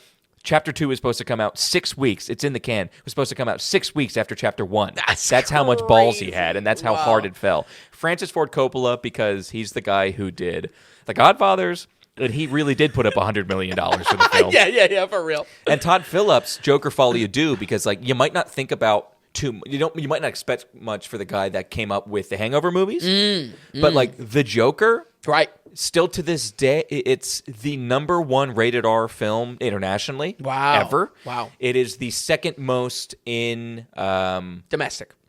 It's the 5th most domestic. Oh, okay. It was 4th until Deadpool Wolverine. Sure. It is the most worldwide. Wow. So worldwide, it's #2. And for 5 years, it was the best rated R movie ever worldwide until Deadpool Wolverine this year. And still, it's done better internationally than Deadpool Wolverine. Wow. It's the #1 best rated R film. It's the 5th best rated R film in the United States. Unreal. Okay? Unreal. Joker Folie à Deux, it's something like the 440th best rated R film in the United States. So talk about falls. Yeah. This is a great category. I love that you made the name in French because I think it goes to the French name. It goes to Joker, Folie à Does it Deux. really? Yeah. Let's shoot le deux prix for the hardest fall award. Because no movie Wow. Todd Phillips. hated its own audience, I feel like. I feel like Wow. where... It kind of does fall the hardest. Yeah, it really does. Because, I mean, the not even getting into the Oscar performance for Joaquin, not even getting into just, like, DC sells, like Batman sells. Yeah. But, like, specifically I'm choosing it because, like, that movie hates its own audience and thinks it wants to prescribe something different. Right. And I feel like that was, like, almost unacceptable as far as, how insulting it is. Let's be honest. It had everything going for it. Yeah. After the original Joker, which he did, it had everything going for it. Yep. Francis Ford Coppola, which I thought maybe you would give it. Francis Ford Coppola, everyone was incredibly nervous about the movie the entire time. Right. You know what I mean? They're just like, are you sure? All right, so the hardest fall goes to Todd Phillips for Joker Folie à Deux. Oh, yeah. And I think that makes sense, too, because, again, it's about the variance between the two. I mean, you illustrated perfectly with the box office standings. Kevin Costner's close, though. He better watch himself. All right, the next award is Yeah, that's more the audacity of a 4-part anything released within weeks of each other. Like you're talking about revolutionizing how people see movies at the theater. Right. Like you're not doing that with a Western in thinks he's so 2024. slick. Like It's a joke. Yeah. Next award is the plug nickel for the movie that you wouldn't pay a plug nickel for, let alone the massive budget it actually got. Oh, wow. Okay. Okay, so because we had some high budget shit movies this year. Sure, okay. So plug nickel for the movie you wouldn't pay a plug nickel for, let alone the massive movie budget it got. We have Atlas, Ooh. Netflix original with Jennifer Lopez, correct? Yeah, real bad. That was a $100 million movie. Just a green screen nightmare. Fly Me to the Moon was also $100 million. Damn. For that, what? Horizon, an American Saga Chapter 1 was $100 million. Megalopolis, $120 million. By the way, that made domestically $7.6 million. 14 million worldwide. Oh my god. Cost 120. Borderlands cost $115 million. Red 1, which we didn't see, but I had to put on the list. Yeah, for sure. Red 1 cost $250 million. Joker Folie à Deux, 190. Damn. For the Joker movie, $190 million. And Argyle. Argyle at the beginning of the year, a movie that was hated amongst everybody. Argyle cost $200 million. Damn. Didn't even make $100 million worldwide. Wow. This one, This one I think has to go to Megalopolis. Okay. Because okay. I just would not. Shocked at that, actually. I would not do anything to watch that movie again. Anger. Yeah, exactly. Yeah, there's a level there, just like it actually infuriated me. Where like even with like a Borderlands, like it was just like this is obviously like a horrifically bad movie. Yeah. But was just like, all right, it was just trying to be a copycat of Guardians, you know what I mean? Yeah, obviously they're just chasing the money. They're chasing the bag. Mm-hmm. Where Megalopolis was just like insulting. It's got to be close second's got to be Argyle. Absolutely. $200 million. Absolutely. And listen, $200. still rooting for Matthew Vaughn to kind of get back in his swing. Maybe we just go back to Kingsman. Oh, sure, yeah. Kingsman, yeah, screw Right. Kingsman.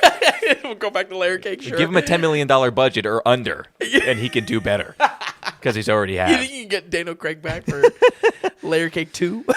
Okay, so the plug nickel goes to Megalopolis.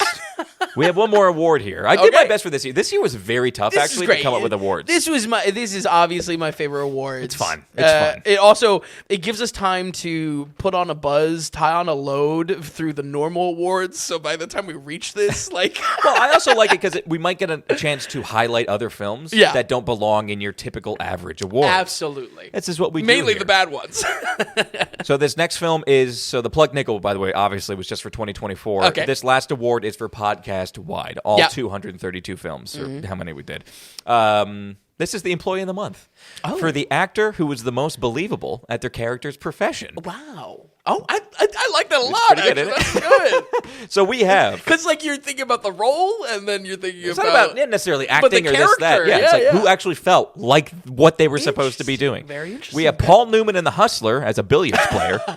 Juliette Binoche in The Taste of Things playing a late 19th century French cook. Tom Cruise in The Color of Money playing a billiards player. Playing Tom Cruise. John Travolta in Blowout as a movie sound technician. Interesting. Or movie sound effects technician. Adrian Brody in The Brutalist playing an architect. Oh, sure. Gene Hackman in The Conversation as a for-hire private surveillance expert. Wow. Tom Hardy and Austin Butler in The Bike Riders, playing bike riders in a biker gang. Harrison Ford in The Fugitive, playing a top vascular surgeon in Chicago. Nice. Mikey- I didn't kill my wife. Don't shit on that movie. You were surprised. I like that movie. Mikey Madison in Nora for playing a stripper/sex worker. Oh, right. And Jason Statham in The Beekeeper, playing a beekeeper. Oh, my God. Man. Who is the Employee of the Month? The actor who was the most believable at their character's profession. Damn. Paul Newman as a billiards player. Juliette Binoche as a late 19th century French cook. Tom Cruise as a billiards player. John Travolta, a movie sound effects technician. Adrian Brody as an architect. Gene Hackman, a for-hire private surveillance expert. Tom Hardy, Austin Butler in The Bike Riders and in a biker gang. Harrison Ford, a vascular surgeon in Chicago. Mikey Madison, stripper/sex worker. Jason Statham, a beekeeper in The Beekeeper. Wow. Can I add one more? It's not going to win. Oh, he's got extra. Go for it. yeah, this is already long. Yeah, I'm sorry. I'll add- 14 entries weren't enough for you? Go ahead. I'll add Nicholas Hoult as an 1800s real estate agent in House Oh, he was terrible. He was totally unbelievable. He's mainly spineless. But okay, we'll add him on. Listen, Employee of the Month. Who's I most think believable? you've made a very interesting choice for the nomination here. I think it's Gene Hackman. Whoa! And The Conversation. I had an Yeah. I thought you would give it to him. You killed that. I thought you were going to give it to him. Because it's so different for Gene. You know, I mean, in a couple of years Did from you, The did you Conversation. even remember we watched The Conversation this year? No, I did. I did. But in a couple of years, he goes on to be Lex Luthor in this Spider-Man, in the Superman movie. So it's like, that's bombastic. He was so introverted and that dynamite. Okay, thank you. I thought these were good. Like I thought it was good. John Travolta even playing a movie sound effects technician. True. And it's such an interesting job, you know. But yeah, gotta go Gene Hackman. So Gene Hackman for the most believable character and their character's Gene profession. will send you the award in the mail. I've been still living, by the way, still alive. Yeah. 93, 94 years old. We need to go down a hole of Hackman. Really? He's a huge actor. It's true. He's phenomenal. Yeah. He's in a lot, and he's Gene Hackman. He's just so good. He's so good. Okay. there you go. The Employee of the Month goes to Gene Hackman. Wow. In the conversation. Phenomenal special awards. Tom. Okay. So the last up, those are the special awards. We hope you enjoyed yourselves. And we only have 2 other awards to give out because these are almost the biggest that we can all year. Yeah. We have the Daily Recognition and the Golden Laces. Not necessarily the best movie, it's kind but of personal faves. it's a personal fave and something that gives an extra nod. I always say the Golden Laces is the extra pat on the back, the you to man, the don't forget about this thing, this person, this movie, this character. Don't forget about The this. you to man. An extra stamp. I think the first year I gave it to the Batman, the Golden Laces. Second year I gave to the Holdovers. Yep. But who wants to go first on this one? You go. You go first. All right, You're on a well, roll. So the Golden Laces, I do have 1, 2, 3, 4. I have nominees. This is why you have 13 pages. No, of notes. I have 3 or 4 nominees. First, I need to give an honorable mention in general. Okay. And I'll give it to David Lynch. Oh, yes. David Lynch, who passed away. Vin, not so much me. Vin is a huge David Lynch fan. What that man has created is a lot. What he, continues to provide people coming up in the industry is huge. He's developed Philly boy. Oh my God, he is a Philly boy. Yeah, he's a Philly boy. It wasn't even him, but he created a certain kind of vibe and genre that other people who try to follow in his footsteps, it's Lynchian. Yeah. The film is Lynchian. It has Lynchian vibes to Absolutely. it. He has such a style about himself. I love him for the man he was. Hilarious. Oh, yeah. Didn't give a shit. Loved making movies and style and art and wasn't afraid to do his own thing. Yep. Loved donuts. Loved Coca-Cola. And loved cigarettes. Yeah, And he knew what he was doing when he got into cigarettes, and he didn't care. There were some great quotes I could pull from him, but basically, he was just like, I'm not shocked that I got bit in the end. Wow. That's basically what he said. But he did die just this past week, actually. Yeah. And I mean, not to springboard off of that, but there is something there that, like, I was coming off of A Different Man. I was wanting to return to The Elephant Man, which was David Lynch's, really award breakthrough movie after Eraserhead. I think there's no better time. I mean, first director study for the year of 2025 is going to be David Lynch. Yeah. Like, I really want to revisit his films, and yeah, I kind of kicked myself. I didn't do it sooner because, again, Elephant Man was already top of mind, and then this news broke. I was just like, damn. Days later, Yeah. So David Lynch, just like, let's in memorial. Yeah, in memoriam. In memoriam. I guess we should start that on the podcast. Anyway, so Golden Laces, I have 4 nominees here. So real quick, Greg Fraser for cinematographer of Dune Part 2. Because mine is not movie-based. It can be whatever. Sure. Absolutely. I don't want him to be forgotten about. I labeled him my up-and-coming. He's my favorite cinematographer living right now. But honestly, my main nominees are 3 gals. We've got Kaylee Spaney for playing Rain in Alien Romulus. Okay. Mikey Madison for playing Annie in Honora. Sure. And Kristen Stewart for playing Lou in Love Lies Bleeding. I couldn't believe how good she was. The reason why I liked her so is... your 3 crushes, then. No, just that Kristen Stewart. The thing with Kristen Stewart is she was truly good in this movie. Yes. She had a wit and a humor about her. Yeah. And, like, that humor went a long way, and it almost made the character super believable. Hilarious character, and she played it to the nines. It was phenomenal. And there's something between, I don't know if I want to even call it chemistry, but the electricity between her and Ed Harris. Where it's just man, wow, what a weird environment. But yeah, so great. So those are just nominees. The winner, though, the Golden Laces, it'll be showing up in your mailbox tomorrow for the movie that deserves an extra slap on the back, A You to Man. It's The Taste of Things. The Taste of Things, starring Juliette Binoche, Benoit Magamel. It's directed by a Vietnamese director. Crazy. On Hung Tran, Yeah. who didn't do a big movie until since 1997. Yeah. It is available on Sundance Now, Hulu, AMC Plus, and it's for rent on Amazon. The Taste of Things, which again technically came out in 23, it wasn't available to us until 24. Didn't come on to streaming until 24. The Taste of Things, folks, really struck me in a certain way. Way more than Love Lies Bleeding, or as we talked about, Challengers or The Substance. I thought The Substance was cute, but... Interesting. The Interesting Taste of word Things, to describe is The Substance. This got me in a whole different way. I adored this movie. Yep. I can't wait to go back to this. it has a love and an execution. It's super small and yet big, and it does everything it needs to. I was so impressed with the cinematography, the directing, even the basics of the writing. I don't think I could ever make this movie, and all I would want to do is make this movie. Yes. I could spend 100 years trying to make this specific film and would never get there like this Vietnamese guy made this French cooking movie. And so authentic, and man, and also in just the subcategory of good food movies, you know. Oh my gosh, we've talked about it one of the best before, food. but like The Big Night or The Menu, even like movies that do justice to food prep and cooking. It's number one for me. And to pick late 18th century French cooking of all things, you know what I mean? Absolutely. It could have went a lot of different directions, but we didn't talk. I mean, you covered it. You gave it an 82. You loved it. It didn't come up once in the podcast then, I don't think. Yeah. Man, when I watched this, it took all of me not to bring it up to you, to talk about it more, to text you. Right. That's Folks, fantastic. Please give it a watch if you haven't. Like I said, it's available on Sundance Now, Hulu, AMC Plus, or rent it on Amazon. It's subtitles, but it rewards you completely. The film is incredible, The Taste of Things. Absolutely. Well, this is something else. Are you kidding me?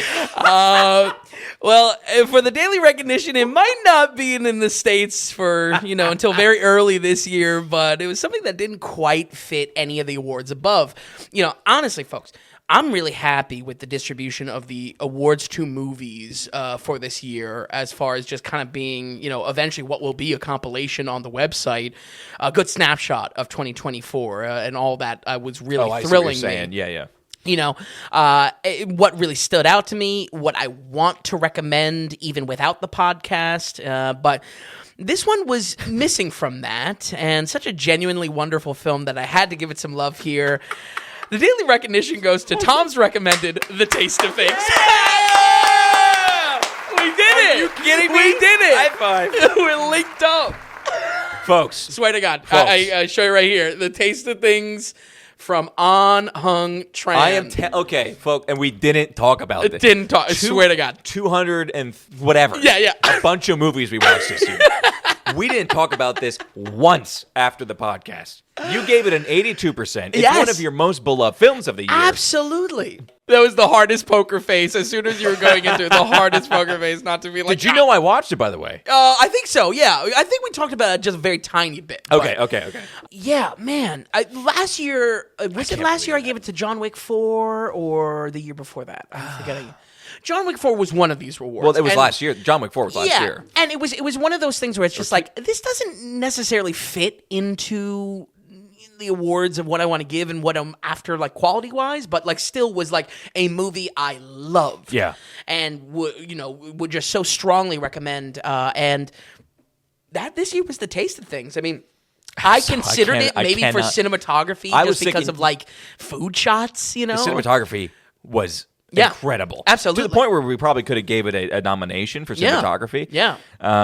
The cooking scenes. Again, I walked away with just like, all I want to do is make this movie, and I would never be able to make this movie. Right. I was so impressed. Down to the detail of the meals. Yep.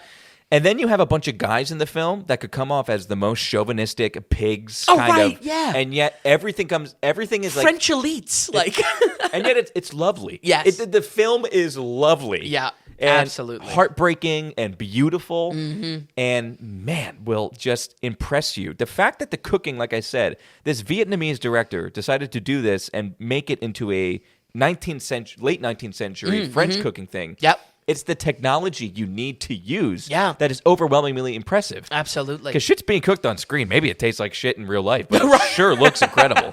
Right. It absolutely looks amazing. And there's something, too, about the confidence. I mean, we talk about, vision and passion with the Best Director nominations. Yeah. This was also another close one for Best Director nomination because there's such a degree there of just like, he has the confidence to pull off realistically very slow scenes, but it's the follow through on those slow scenes and make it worthwhile to stick with those. I mean, that's why. I mean, absolutely.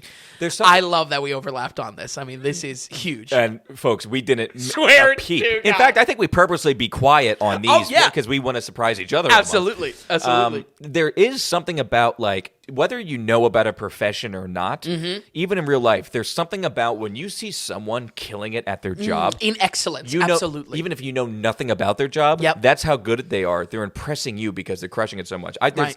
There's some guys, like in my painting world, there's some workers at Sherwin-Williams that were so good at managing a store or something Right. like that. It would make me want to be a better painter. Right. Like, be better at what I do. Yeah. Because of how good I see them doing what Absolutely. they do. And this makes me want to cook. Like, Yeah. the cooking is top notch in this film. Absolutely. I feel like finesse is really like the heart of that, of just like being able to do something almost like without thought and then still like be excellent at it. I mean, just absolutely. I 100% The original agree. technology too, right? Yeah. Just like using fire. Yeah. And oh my God. I think we talked about that in the original review of just like it's a very interesting time period he very deliberately chose for this. That even it's touched on in the film of like new farming technologies and whatnot. And, Right, you know, yeah. the wave of Yes. change that they're fighting, you know, with their cooking styles. It's just like, man, great movie. And again, just because it didn't like fit into traditional awards does not mean it's not worth your time, because it was absolutely worth your time. Totally worth your time. Hilarious, man. It's unreal. You did give it to John Wick 4 last year. Yes, Because yes. John Wick 4 was last year. Yeah. Yeah. Wow. Okay. I can't ask for much better than that. Yeah, honestly, that's the dream come true. So listen, before we let go to the year 2020, or before we get on to 2025, let's just cover kind of what we covered for the year. We Okay. have the best of the best and the worst of the worst. Okay. So like we said, you covered 92 new films, 131 old films, 223 total, 37 horror, 22 animated, 21 musical or music-related films, Yeah. and 2 documentaries. So, Vin, I'll go through the top 12 movies of 2024 itself. Okay. So, for 2024, tied with a 79%, you gave The Substance and Cuckoo. Okay, like that. Cuckoo, let's not forget about it. Like, you were kind of impressed with that horror film. Absolutely. Tied with an 80%, you gave Challengers and Love Lies Bleeding. 81% for 7th best of 2024, Conclave, 81%. Okay. The Taste of Things, A Different Man, and The First Omen all got 82%. Wow. Strange Darling, Civil War, and The Zone of Interest all got 83%, tied for second best film Wow. of There's 2024. an intensity at 83. I think 83 might be like I Like Blood score, because I think a lot of Tarantino movies are at 83. Or ish, yeah. Yeah. But what a variety there. Strange Darling, Civil War, Zone Yeah. of Interest. Yeah. And the best film of 2024. The best film we've ever covered on this podcast. Dune Part 2 blew it away with a 91%. Yeah. Folks, there are over 1,300 films rated on the daily ratings. I think there's like 14 Yeah. that are 90 or above. Right. And this has a 91%. Truly a great film. Okay, so let's go through. You want to go through the best films of the podcast wide, or go through the worst films of 2024? We do Best Films podcast. Why? Okay, so the top 17 movies that we covered on the podcast, new and old. Yep.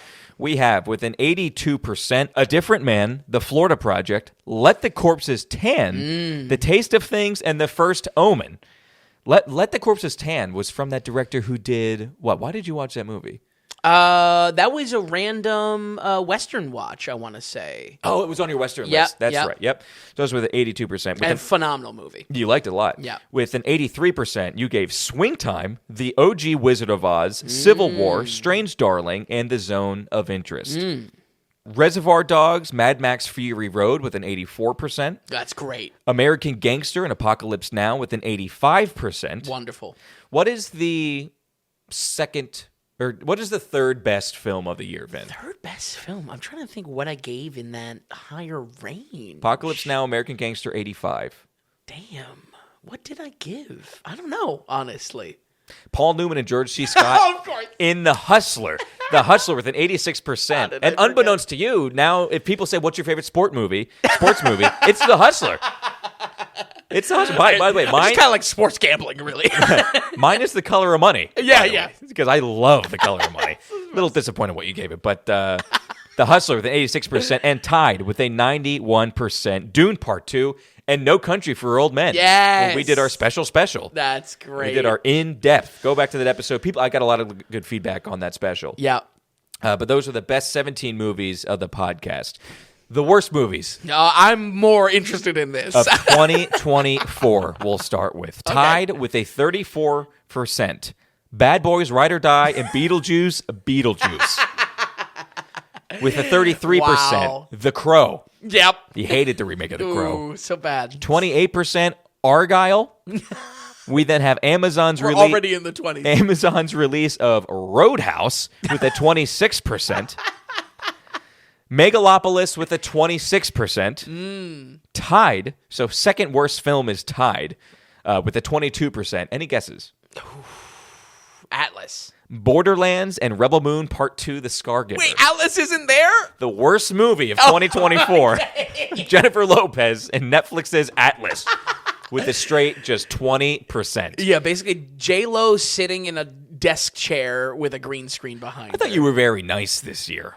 The fact that Argyle got a 28 is impressive. I think that's pretty...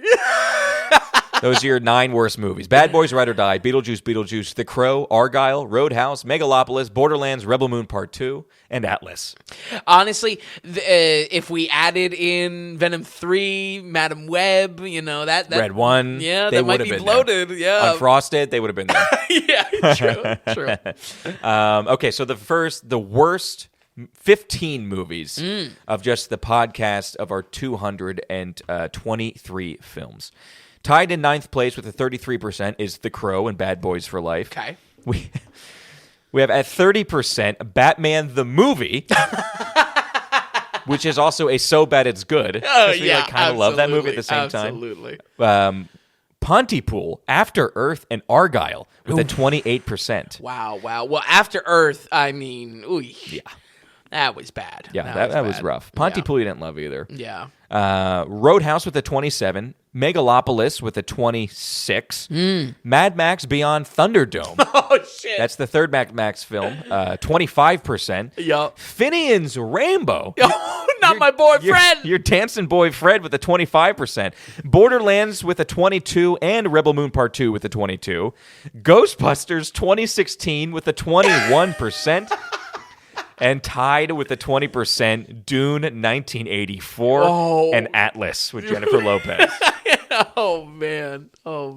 So those were the worst films we covered on the podcast as a whole. A lot better than last year. A lot better. I mean, we had those freaking... what was last year? Last year was definitely we had Magic all the Mike Godzillas. 3. Yeah, oh, that's true. 8%, That's true. like Yeah, 17%, yeah. 11% or something that like was that. That was almost unfair to normal movies as far as trying to achieve lows. Wow. Wow. Before we walk into the year 2025, any finishing notes on the year, Vin, for 2024? Did we cover it pretty well? Good riddance. In the last 3 hours. Good riddance. I mean, I that's also why I love looking at that list that you put together of the whole year, because it's just like, it is an accomplishment, but and I think I've commented on this pretty much for every year now, that it's just like, I almost don't care about the awards coming out, especially with how much the Oscars are pushed, because it's like, damn straight, I've made up my mind on these movies. I'm kind of like, I'm on to new ones. You know what I mean? 100%. Yeah. Well, the fact that, first of all, the Academy, the Oscars happen in early March is absurd. It's like ridiculous. And it's a slap in the face to the movies that come before it. Yeah. Which, that's why the Oscars should just be like, I don't know, when the Globes come out, and then we can move on with ourselves. Absolutely. Okay, very good. By the way, when you watch Taste of Things, did you know in the back of your head this is daily recognition? When I watched it, no. That was definitely a movie, because I bought, that was another one I bought right away. I think I had to at the time because it was still was new weird, to streaming. That was a movie, I mean, like, again, just something that like really stood out to me, even though it's like not necessarily like a really big award winner on anything, but still just as much of a recommendation as all of those. It kicked, yeah. Oh, that's good that you did some you kind of... Yeah. For me, it was feeling bad. I mean, like the holdovers just stuck out. I was actually struggling for Golden Laces, but then I thought it's just like, no, this is the way. Yeah, absolutely. All right, folks. So with 2024 in the review mirror, this is the point of the podcast where we're going to go through the films coming out in 2025. Yes. Both what we're looking forward to, not looking forward to. And we also just want to go through kind of a big list, so you, all the listeners, know just what's up. Maybe something's going to kind of strike your ear in a certain way, because there's a lot coming out. And, well, we'll just go through, not everything, but some movies here. Certainly not everything. I will say one thing, even with this year, I'm glad that we just have bigger movies coming out. I'm Yeah. not a blockbuster guy, but again, after Dune, I have some hope. But two, you go back to last podcast, like last Tom Daly's, I list like 5 movies that never came anywhere close to us that we were even able to see. Yeah, for real. Like it just inside the yellow cocoon shell. I don't know. Where is it? Where is it? What? Yeah, for real. Just gone. Yeah. So this year, there's actually films that I feel like have a pretty much wider release. Yeah. Which is awesome. Where do you want to start here? Do you want us to start with like in January and work our way to December? Well, I think I have them in month order, but I can kind of jump around. Why don't we just take it back and forth? Yeah. Okay. Okay.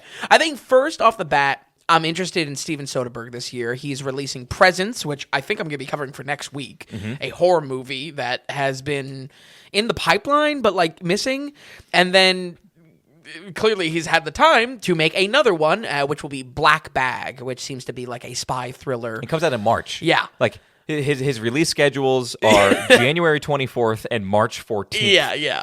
Also, probably not great. It doesn't timing sound for either, but excited for Soderbergh, and I guess if he held the punch to release both of these, I'm happy to cover both. So me as well, because of Steven Soderbergh. Also, he has the same writer. So, oh, really? Yeah. David Koepp. Yes, that's right. David Koepp is a huge writer. He did a lot of films. He did the original Jurassic Park. Oh yeah. Did he do Ocean? I don't know. He did a lot of big Yes, films. yeah.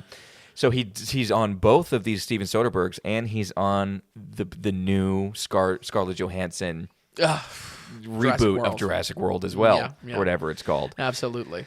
Real quick, in January, though, it came out this week. I just want to make a note on a Netflix movie called Back in Action. Oh, yeah. It's the Jamie Foxx movie. The only reason why I wanted to highlight it is this is Cameron Diaz coming out of retirement. Okay. This is her first film she made since 2014. Wow. So over 10 years. And was 2014, was that The Chancellor?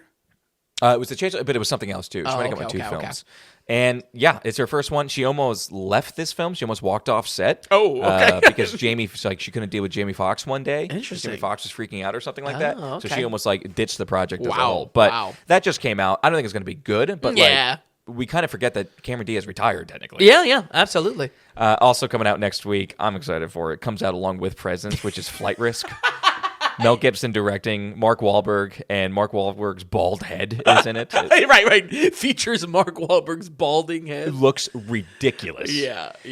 Tom and I are going to be seeing it together. And might be inebriated. But looks ridiculous. Apparently, Mel Gibson has been showing up to random theaters and doing impromptu, little hey, thanks for watching my movie kind of stuff. And he's doing more very grassroots type of stuff. Yeah, he's doing a lot of interviews too, and something thinks I think he's just trying to juice it as much as he can. Yeah. I think he knows he's got a stinker on his hands. Oh, yeah. So he's doing what he can. Say? And he has no house now. I mean, I want to go back real quick to Black Bag with Soderbergh. Yep. I just want to say what the synopsis of the film is. An intelligent agent is suspected of betraying the nation. Her husband faces the ultimate test, whether to be loyal to his marriage or his country. So this also has Michael Fassbender in it. Yeah. This is just Michael Fassbender's role forever. Yeah, true. This is what he does. But also, it's just a serious Mr. and Mrs. Smith. Kind of. Spy husband wife. Pierce Brosnan, Naomi Harris, Kate Blanchett. Right. I'm in. But it maybe a little derivative. We'll see. Yeah. But seriously, with Michael Fassbender, he was in The Killer last year with David Fincher. Yep. And then he's in a show called The Agency. Where he's just playing the exact same character, typecasting playing himself, an agent. yeah. Well, very much so. Yeah. Anything in February, Vin, that you're excited I for? think in February there's a movie called Ash that wasn't on your list. It is like a psychedelic sci-fi. A reason why it's on my list, it's actually directed by the EDM artist Flying Lotus and his directorial debut. Looks real cool though. I haven't seen the trailer. I've just seen the poster. Looks like awesome. Called Ash. Yeah, almost kind of gives me Sunshine vibes. Where maybe there's some real science, but I don't know that much. It's just kind of the hype of the director and more sci-fi. Do you know if it's theaters or not? I think it is going to be theaters. Okay, all right, excellent. In February, I have one in the beginning of the month. called Love Hurts. The only reason why I have this is because it's Ki Hai Kwan. Ki Hai Kwan. Yep. It's his first big picture since Everything Everywhere All at Once. He's in another movie later in the year. Oh, okay. But he's starring in this. It's an action comedy. I don't think it's very us.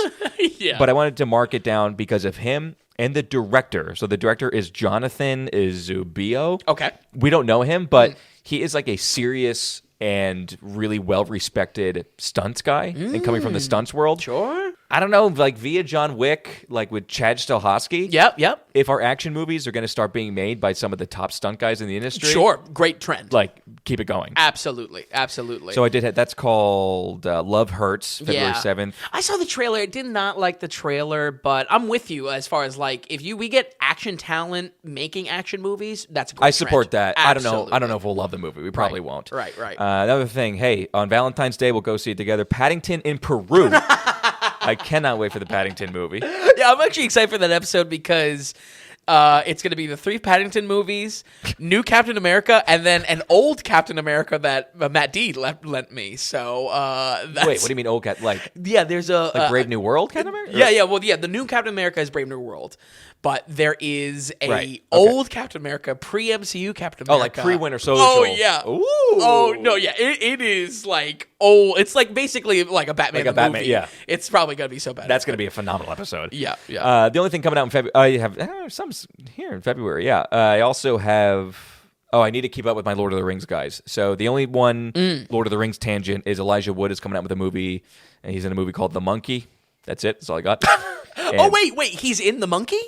Oh yeah, do you know about the Monkey? I know nothing about That it. is from Longlegs director, I believe. Osgood Perkins. Yep, bingo. Okay. Yeah, and he was almost a Lookout Award. He was almost Keep an eye out award. Yeah, keep an eye.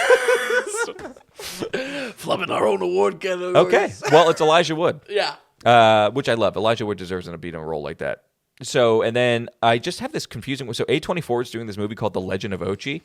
I'm interested in it. It's rated PG. I've gotten it's gotten some flack for some AI allegations. But I'm interested in it. I think it looks cute. And Willem Dafoe. That's one of Willem Dafoe's 9 pictures that he's going to be in for next year.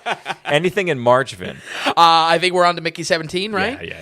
Yeah, I almost don't want to say anything because it'll get pushed another year, but I'm really looking forward to doing a Bong Joon-ho director episode. Basically, Do we still have movies left? oh yeah, because I did mainly his Korean movies at like the very start of the podcast. Yeah. Just also this being English speaking, but also kind of on his sillier side. I think that's Very also much kind of so. a different vein of Bong Joon-ho. I'm talking like Snowpiercer, Okja. Those are kind of parallel to his what I think we would be known for, these like weird like family dark comedies. Yeah. So but really looking forward to Mickey 17. I mean, I've seen way too much for the trailer. That trailer. Yeah, but I like it. I think it's fun. When I first saw the trailer, I was like, "Oh no, I have no interest. I've been waiting for this for years, and now this." I'm like excited to see it now. Yeah. The only thing, and I'm gonna say it now, and it's probably gonna stick in my head.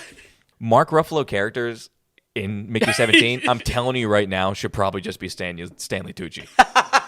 And I'm gonna hold that flag there.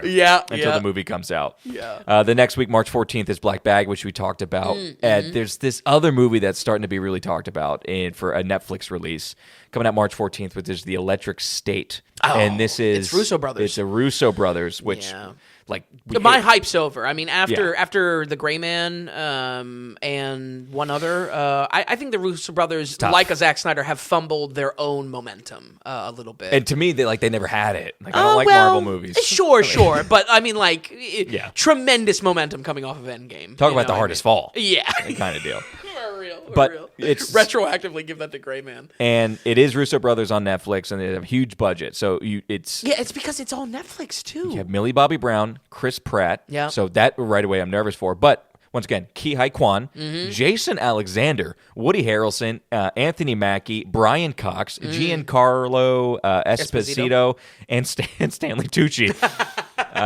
Huge cast. Yeah. Like epic cast. And Yeah, we'll see yeah. what they can do. Brian Cox, I love. Anthony. I really like Anthony Mackie, by the way. Yeah, true. We'll see what happens. It is starting to get buzz. Yeah. Okay.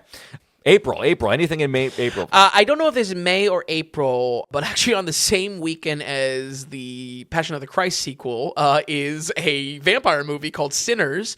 This is Ryan Coogler's next movie. Continuing his collaboration with Michael B. Jordan coming off of the Creed movies. But they always work together. Yep. And I think it's interesting. I mean, I'm kind of vampired out if I'm being honest, but the gorgeous Haley Steinfeld is in it, and I'm hooked. So, what else is Haley Steinfeld in? Is she the one from? Bumblebee and she's our girl. Yeah. Oh yeah, okay. we got a lot of girls already. Not that many. I'm pulling for her. She's freaking awesome. Absolutely. And she's awesome. And I think Coogler and Michael B. Jordan collabs. It's great. It's great. Excellent. Okay. So. I'm going to call BS, though, on your the Passion of the Christ pre. That's not coming out for a while. Oh, okay. He hasn't even started it yet. Oh, okay. Maybe it's something else then. Well, Flight Risk. So far, he's slated for the year of Gibson. He's slated for Flight Risk, and then he's going to start production of the Passion of the Christ sequel. Interesting. Okay, so maybe it was something other religious that I saw, but it, kind of funny that that's coming. Something like that is coming out the same month as or actually. Sinners. I think I know what you're talking about. Oh, okay. I'll bring that up in 1 second. I think I know exactly what you're talking about. For March 21st coming, Snow White, which was pushed back a year out of here. with reshoots. They basically remade the whole movie. Terrible. AI, crazy. But a movie called Alto Nights, which was supposed to come out last year, directed by Barry Levinson, the guy who also did Good Morning Vietnam and many other films. And it's the same writer as he wrote the book and the screenplay Goodfellas. He wrote Casino. He produced Irishman and American Gangster. And it's about the Vito Genovese and Frank Costello and the Genovese family attempts an assassination on Costello. Mobster movie in the mid-1950s. It's got Bobby. Bobby De Niro is in it. De Niro. And he's playing two characters in it. God. Nervous on that. I was actually when I heard that news, I was like, "Oh, we can cover that Tom Hardy movie that he plays two gangsters." That's hilarious, actually. Wow. Yeah. Or maybe we could do a whole episode of like double roles or something like that. I don't know, the Nutty Professor or something. But yeah, that would come. Actually, it would make sense to cover Mickey 17 with that too. Yeah. That's funny. But listen, Up in the Air, total. Yeah. Who knows? It could be absolutely terrible. Yeah. So I didn't have any Angel Studios on here. Thank God. So Angel Studios is starting to be the religious A24. They had the hit last year, which I can't remember the name of it, but they made a bunch of money. And Angel Studios is like starting to pump out subpar, what we would call not that great Christian work, but like as far as a notch above Hallmark movies, I would say. As far as Christian movies goes, like these guys are the A24 Christian movies. Right.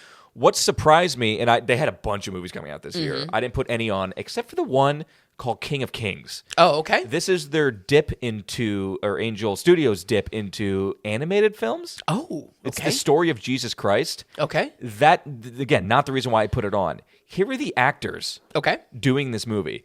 Kenneth Branagh, Uma Thurman, Mark Hamill, Pierce Brosnan, Roma Griffin Davis, Forrest Whitaker, Ben Kingsley, and Oscar Isaac playing Jesus.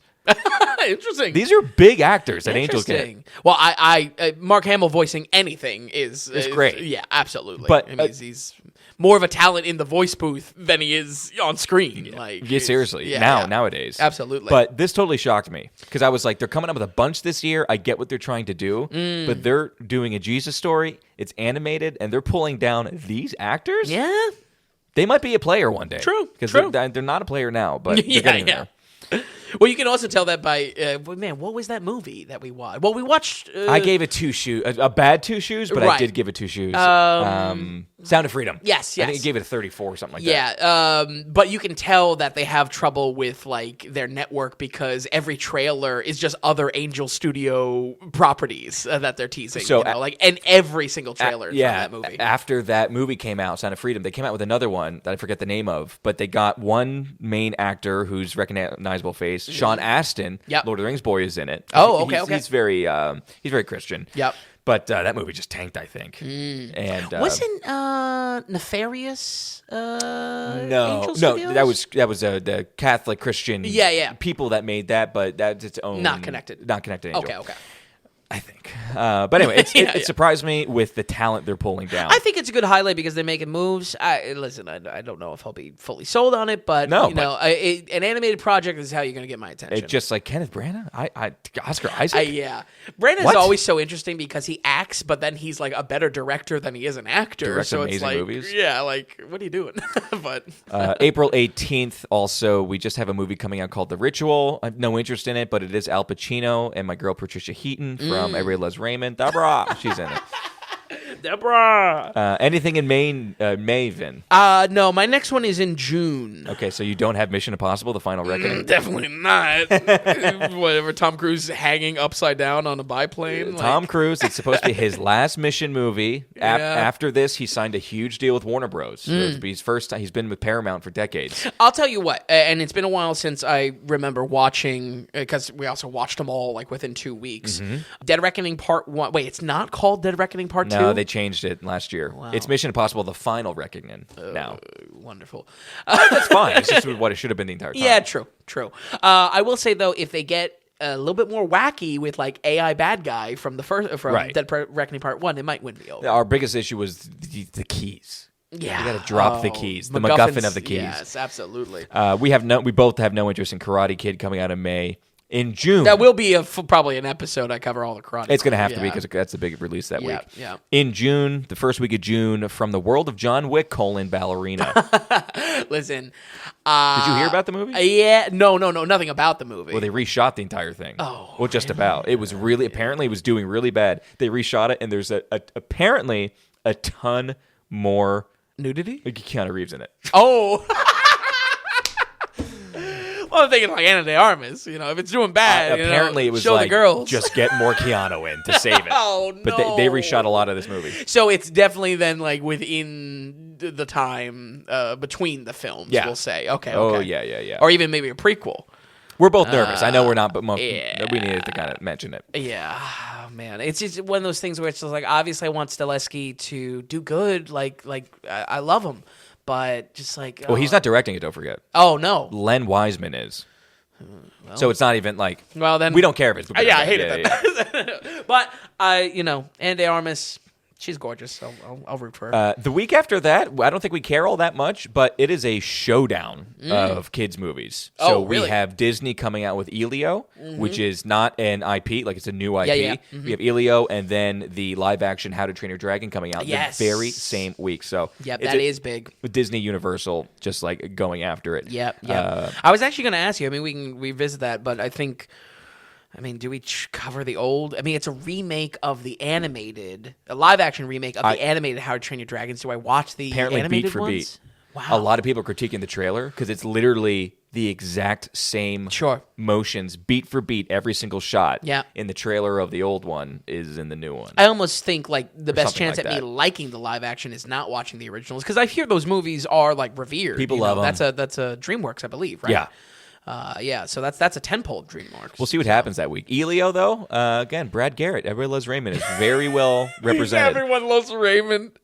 This is why you can't make the list for 2025 the following All year. I'm doing, I'm just naming names. I'm just saying just for the people who are listening. Go ahead and name what you're excited for. I don't even have it. Go ahead. 28 years later. Sick trailer. Yes. Honestly, probably one of my favorite cut trailers in the last year. Do you know what that, like there's a voiceover over it? Do you know what that is? No, I don't. Okay, actually. so 28 years later, there's it sounds like a German kind of fascistic guy. Sure, yeah. Speaking in a bad microphone. Uh-huh. Apparently, it's just a poem being written, or it's a poet reading a poem. Oh, interesting. And it was just recorded in the 30s, so it just sounds super kind scary. Of scary. Yeah. Listen, it is Danny Boyle directing. Alex Garland actually stepping back as writer again. He was a writer for the original. Listen, go back to our zombie special. You know how special that original movie 28 Days Later was. I'm also looking forward to covering the second one. That's not directed by Danny Boyle, but I guess 28 months later? No, weeks later. Yeah. Also, it's like, I don't want this to wait another, 5 4 or so years for this to come out, but they kind of flubbed like the timing on this. Like we're almost at 28, you know? It doesn't really make sense. Yeah. But listen, there's a lot of care to this. I Yeah. think Danny Boyle had trailer rights on it. really, I think he's the one who cut the trailer too. how it should be done. Super important. So very excited for that. I'm excited for the week after that, which is Okay. F1. Oh, right. This And is- that's There's Brad Pitt. Yep. And the Joseph Kosinski, which is the guy who did Maverick, Yep. Top Gun Maverick. But this F1 movie, which is a Formula One racing movie, has been shooting what feels like for the past 6 years. It's been in development forever. It's ridiculously expensive. It's one of the most expensive movies ever made. Yep. And apparently everybody has been talking about it. And anyone associated with it is just like, it's going to look amazing. Apparently the effects are incredible. Yep. It's high intensity. So, and it's, if anything, it's Brad Pitt. building off of that hype train with practical effects that Top Gun Maverick had, Right. now taking it to F1 racing, I mean, that's a great recipe. So we'll see what happens. And it's Brad Pitt kind of being like a cool movie star again. right. You know, it's not Bullet Train Brad Pitt. yeah, true that. He's looking cool, absolutely. In June, what do we got? Well, I think 28 years later is June. Oh, I'm sorry, July. I meant to say July. July, okay. Now, as much as I've said now multiple times this year, I've loved stepping back from superhero movies this year. If anything, to make superhero movies hit again for me, you know, I am actually pretty excited for 2 this month. Fantastic Four: First Steps. It's got a lot on its You're shoulders. excited? I am. I've kind of become a Fantastic Four fan. Now, listen, it's not because of the old movies. I like what's going on. This is in news the to me. comics. Yeah, I'm telling you. This is news to me. I'll get into it. You know, when we review the movie. But I'm telling you, that's actually key to the new probably what's going to be the next Thanos in the universe, and it's not Doctor Doom. So that's going to be an important movie to watch. And they did scrap John Krasinski. Yes. John Krasinski was supposed to be Stretch Armstrong, It's right? You mean Mr. Fantastic? Yeah, I mean, come on. Stretch Armstrong. You looked so genuine when you looked at me in the eyes there. I really couldn't read that. But Marvel scrapped that. Yes. That was basically another dimension, you know. Okay. And if I want to be cynical, it was them testing the waters. But yeah. Throw him out as chum, as bait. As chum. That's right. So far, that is a lock, is Pedro Pascal and Vanessa Kirby. Yes. I love Vanessa Kirby. Oh, for sure. She's going to be a great Sue Storm. I'm just, not only is a lot on its shoulders, but I'm telling you, there's more on its shoulders than we know, even with the hype cycle. I'll save it for the review. I'll save it also for if you know, as it gets closer. We haven't seen like a trailer of it yet. So, the second, I tried to stay away from the hype, but I am very excited to see the new Superman and where James Gunn is going to go. At very least, I'm excited to cover the old Superman movies in like one big episode. Oh, okay. I've never seen the old Superman movies. I hear one of them is like really good. Yeah, People yeah. There's also like a huge story, I believe, around the second one where there's an entirely different cut. Yeah. So I'm just excited to dive into that because I haven't, and that's just like an area that I've always been curious about. So that's July, and hopefully a lot of John Wayne movies. Nice. Do you think that Superman will be the most successful grosser of the year? It's interesting because both of these, they're looking as like new kickoffs for both of their universes. I'm interested in the head-to-head. Fantastic Four doesn't have a chance in hell to compete against Superman. I mean, you have Superman, Batman, and Spider-Man. Sure. Have taken, well, I guess Iron Man as well. Fantastic Four ain't gonna hold a torch. I'm telling you. I think I'm the only one in America who didn't like the Superman trailer. Oh, but you did watch it. I watched it finally. The dog take you out of it, or I didn't like the entire thing. okay, actually. So just quietly end on that. So jump into. By the way, already I'm kind of more excited about 2025 than I was for 2024. Sure. Last year. Yeah, absolutely. These are bigger films, which is scary because that might mean bad. Something might be changing in the water, though. I don't know. Yeah, absolutely. Okay, so that's it for July, and in August we're still going. Like you look at this past summer, by the way, totally flat. Oh yeah. This coming summer, We got some stuff here. Yeah. August 1st, we have The Bad Guys 2. Mm-hmm. So for DreamWorks Animation, you might be excited about. Probably a great year for DreamWorks You like the after first one? How to Train Your Dragon. Yeah. Seriously. We also have the reboot, talk about reboots, of The Naked Gun. Oh, yeah. You put this on the list. I almost am in disbelief. I didn't put. Listen, first of all, it's list, folks. I didn't put things on the list because it's excited. These are just movies that are coming out. right. But like, man, Who's in it? Go ahead.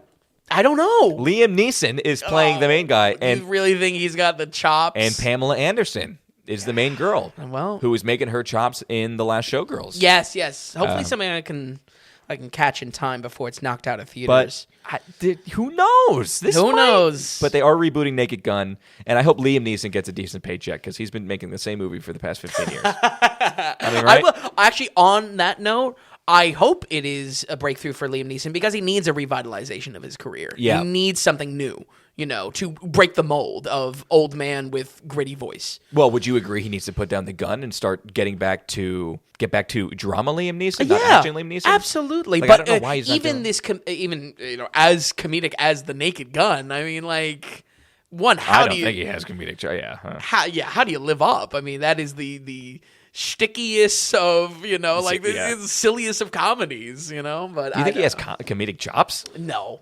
I mean, he was in Battleship. The whole thing was a comedic chop. Also in August, Vin. Nice. You want to go with it? No, I'm out till October, actually. now. Okay.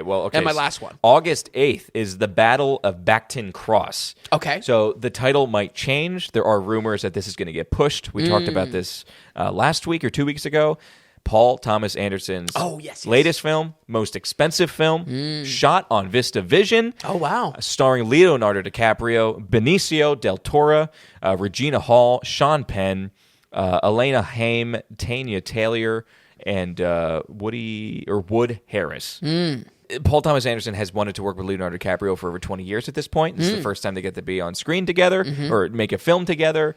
And it's Paul Thomas Anderson, man. Yeah, I'll do another PTA episode for sure.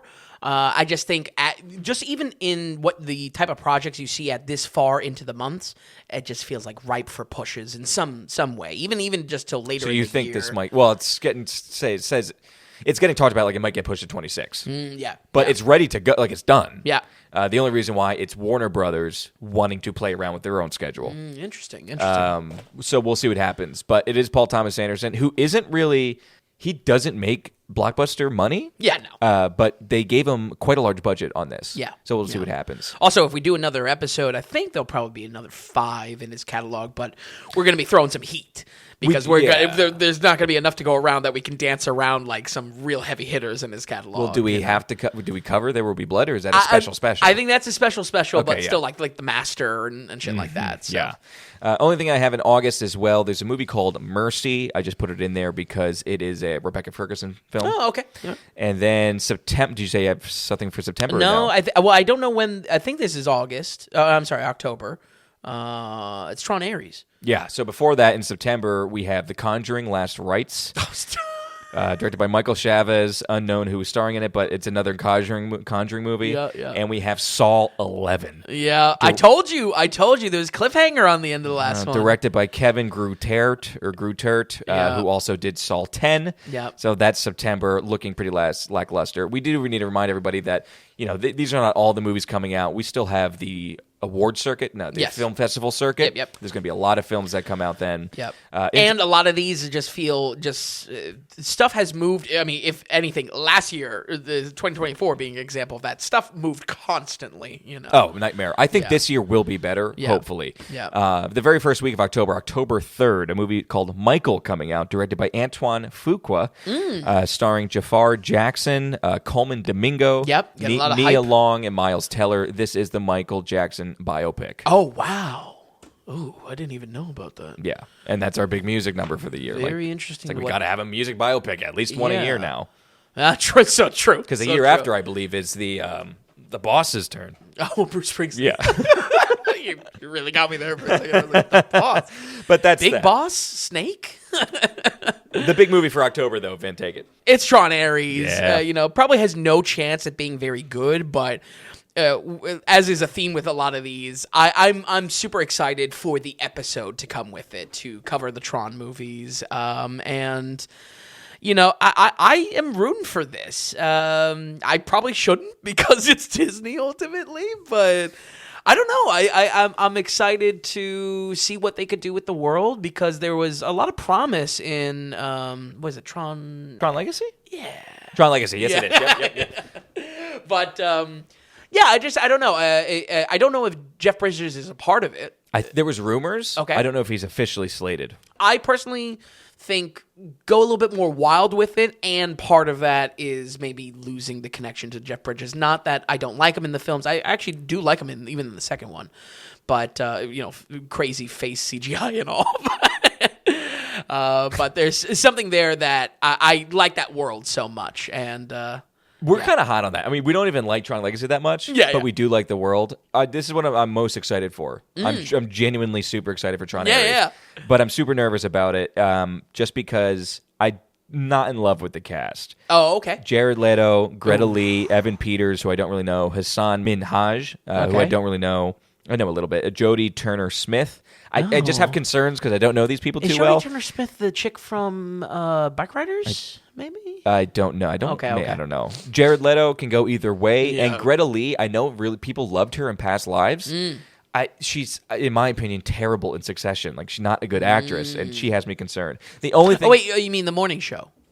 Yes, what did I say? Succession. But the morning show, and she's not a good actress in the morning show, in my opinion. The other thing that concerns me is I really, really hope this is PG-13. Tron Legacy was rated PG, and you feel it. It suffers because it has to be PG, or they put it into the PG box. Yep. If it's rated PG-13, I've got some hope for it. The music is also Trent Reznor and Atticus Ross. Yeah, and that's really where I'm. Going back to where this episode talking about the music awards. I mean, like that is such a cool choice, informed choice coming off of the last one being done by Daft Punk. It's just up our alley. Yeah. So the week after that, October 24th, Mortal Kombat 2. The only reason why I noticed that, the only reason why I highlight that is because I believe the first episode ever on the Daily Ratings was the first Mortal Kombat movie. So how we've really come around, Vin. Go around, yeah. Let's see if we actually get into the competition of Mortal Kombat in this movie. Anything in November, Vin? No, I don't think so. But also, that is, to your point about the festival circuit, that's going to shift so rapidly. Things are going to, we're getting to the point where like things can really jigger around. Yeah. There are some set dates, though, on things. Okay. So we do have a movie called Predator Badlands. I think this is his seventh Predator movie. It is the same director, Dan Trachtenberg. As Prey? Same guy who did Prey.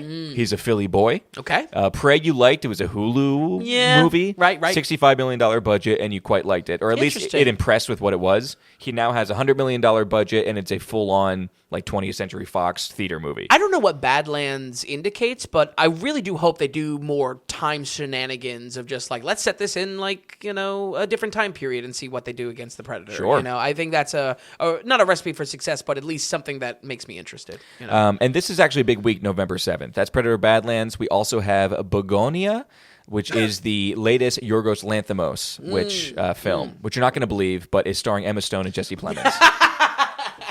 So you'll have a good time watching that one. Oh, great. Yeah, I'll have more of a good time having my heart broken. We don't know what it's about. But again, on November 7th, the same week, is the reboot or the remake of The Running Man. Oh, It was an Arnie movie, and you have it rated on the Daily Ratings. It's starring Glenn Powell as the main actor in The Running Man. And man, it's Edgar Wright. Yeah.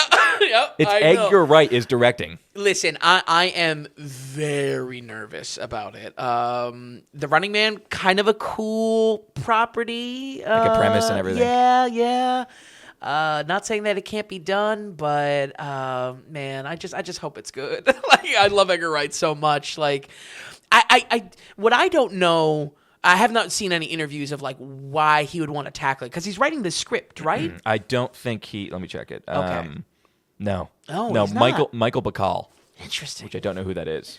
I don't know. That's one honestly that feels like. Yeah, I'll believe it when I see it, Oh, okay, yeah. As far as like coming out in 2025. We also haven't seen him for a while.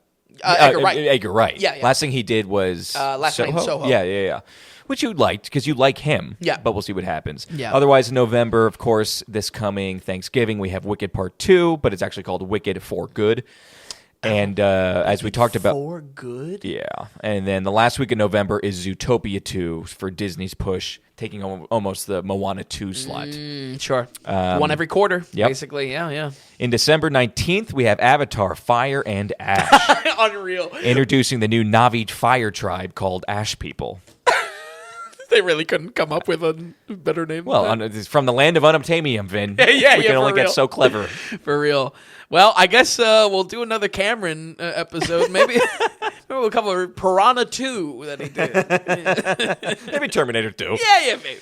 But that's coming out. And then there's 2 movies slotted so far for December 25th for Christmas. There's Five Nights at Freddy's 2 with the That's announced. with the same director as the original Five Nights at Freddy's. And a movie called Marty Supreme.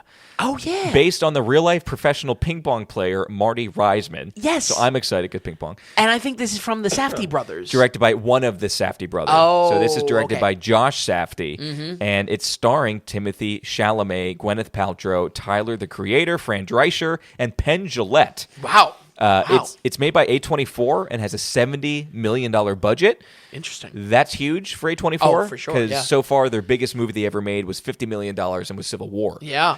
So, I don't know if you've seen Timmy walking around for the whole award ceremonies for Complete Unknown, but he's rocking the mustache. And that's for this movie. That's for this role. Yes. I'm interested in it.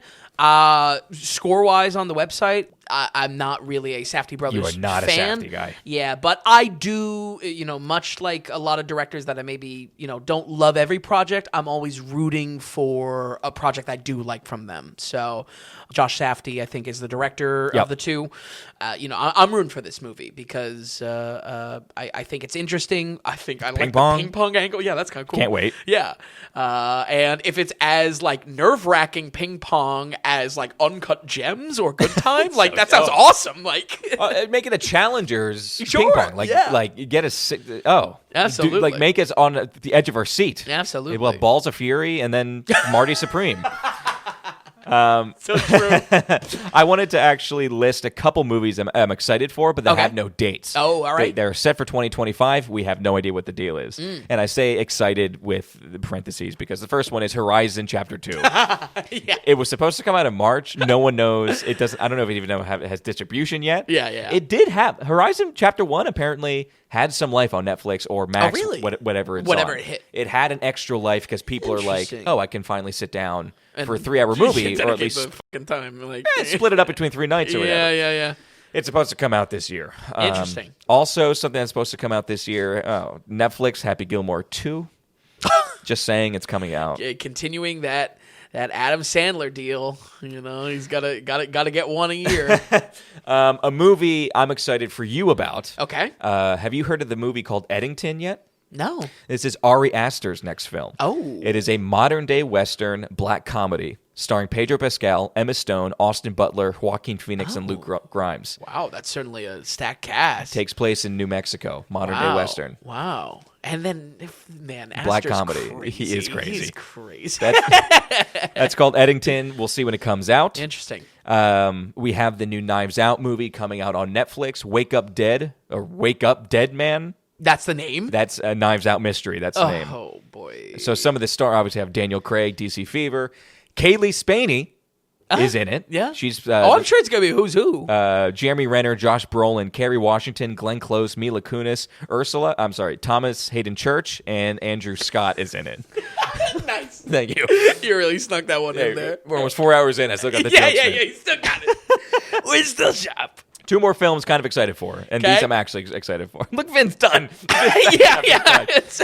An untitled film, but one I've been waiting for. This is directed by Catherine Bigelow. Okay. She was supposed to be doing a Netflix movie. They then bumped her off of that, Oh. and she picked up this other film. It's untitled. It is a White House thriller starring Rebecca Ferguson, Idris Elba, Jared Harris, and Greta Lee. And Interesting. it will be a Netflix release. My only concerns are the writer. Remind me, Bigelow is not Zero Dark 30. Yeah, Zero Dark 30 and Hurt Locker. The Hurt Locker. Oh, of course, yeah. And so we'll see what she does. Yeah. She also executive produced a Netflix movie called Triple Frontier with a load of actors in it. Kind of I okay. know you've been soft pitching this. Just because Disaster Piece does the soundtrack doesn't mean I'm hooked on Netflix trash. Have you heard of the film The Phoenician Scheme? No.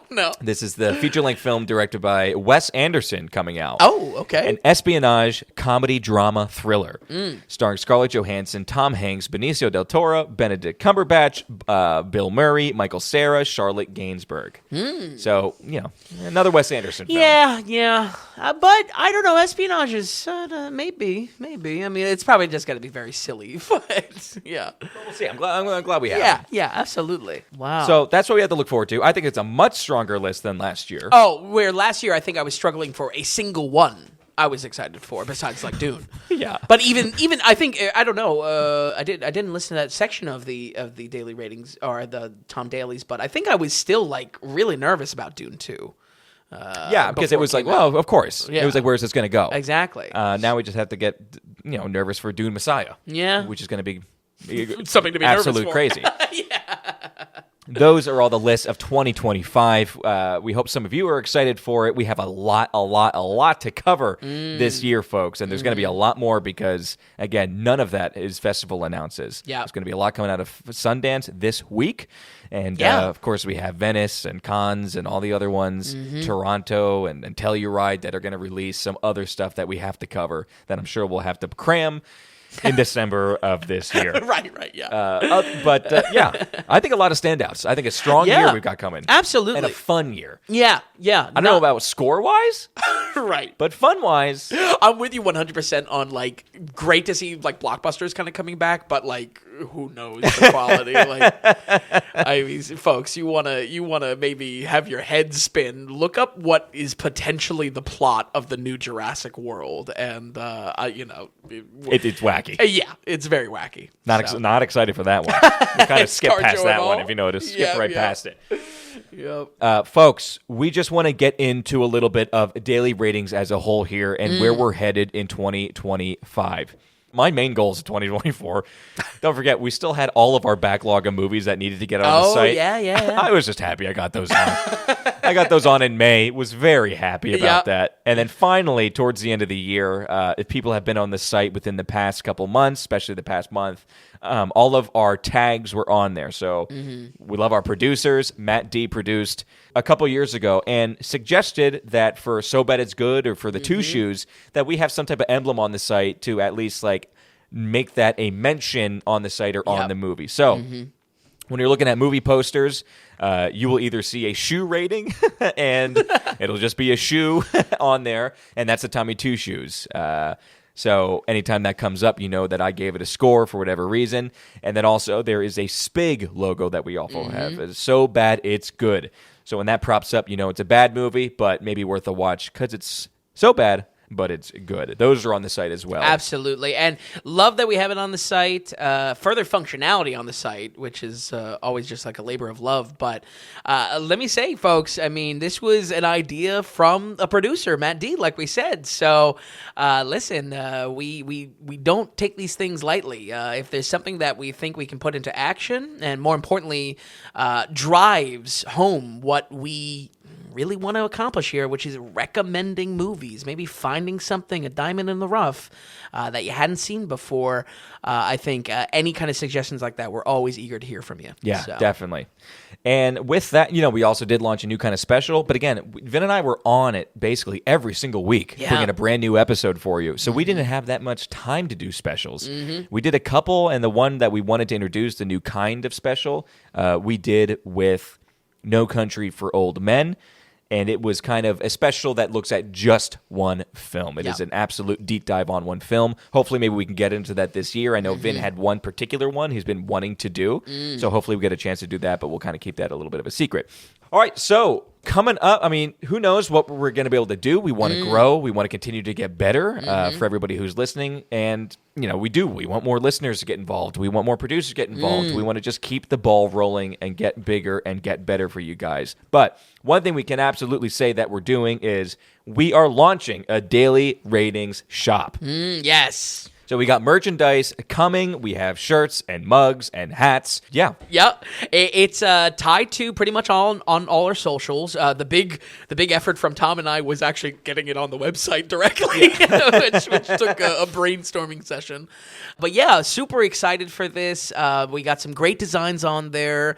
Kind of a mix of minimalist designs, but also what I think Tom and I love the most is like we have some really, really genuinely great movie kind of spoof ideas that we wanted to, have tied to the type of episodes that we produce. So probably the best on there is the Jurassic Park one where... Yeah, Jurassic Park was pretty good. Yeah, but there's plenty on there that call back to iconic and classic movie posters and putting our spin on it. So... And the coolest things about it are, one, we're going to be adding to it. So if we have movies or we're going to do specials and we want to make some merch for it or think that, people might want a T-shirt or something like that, we're going to update it constantly. Absolutely. Also, if you're a producer and you kind of have your own ideas of what you would love to see on a T-shirt or on a mug, donate in, write in. Say, hey, like, I would purchase this if you made this, or this would be cool if you did that. If you're a producer, we want to hear from you if you have suggestions on our site.